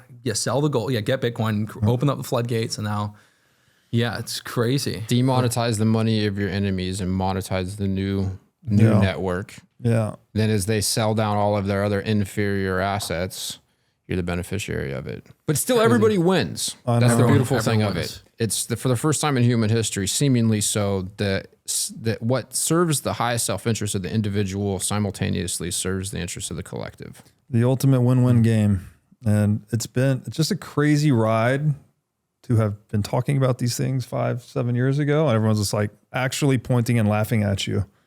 And in 5 to 7 years, it's like completely flipped. Yeah.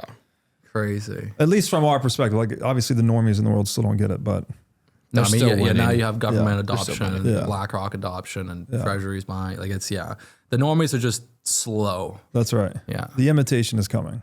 Yeah. Yeah. Well, this has been fun, man. Yeah. Awesome. Appreciate it. Thanks so much. Any parting words of wisdom, or if you want to plug anything, please feel free. Yeah, no parting words of wisdom, but people listening, if they want to check out my stuff, they can go to my website, kinobody.com, Kino body.com. And then I'm very active every day on Instagram, Greg O'Gallagher. Awesome, dude. Thank you so much. My pleasure, man. Yeah. Thanks for watching. If you enjoyed this episode, click here to find more just like it, and here to find our most recent episode. Also, make sure to like this video to help shine light on the corruption of money. And be sure to subscribe to this channel to stay connected.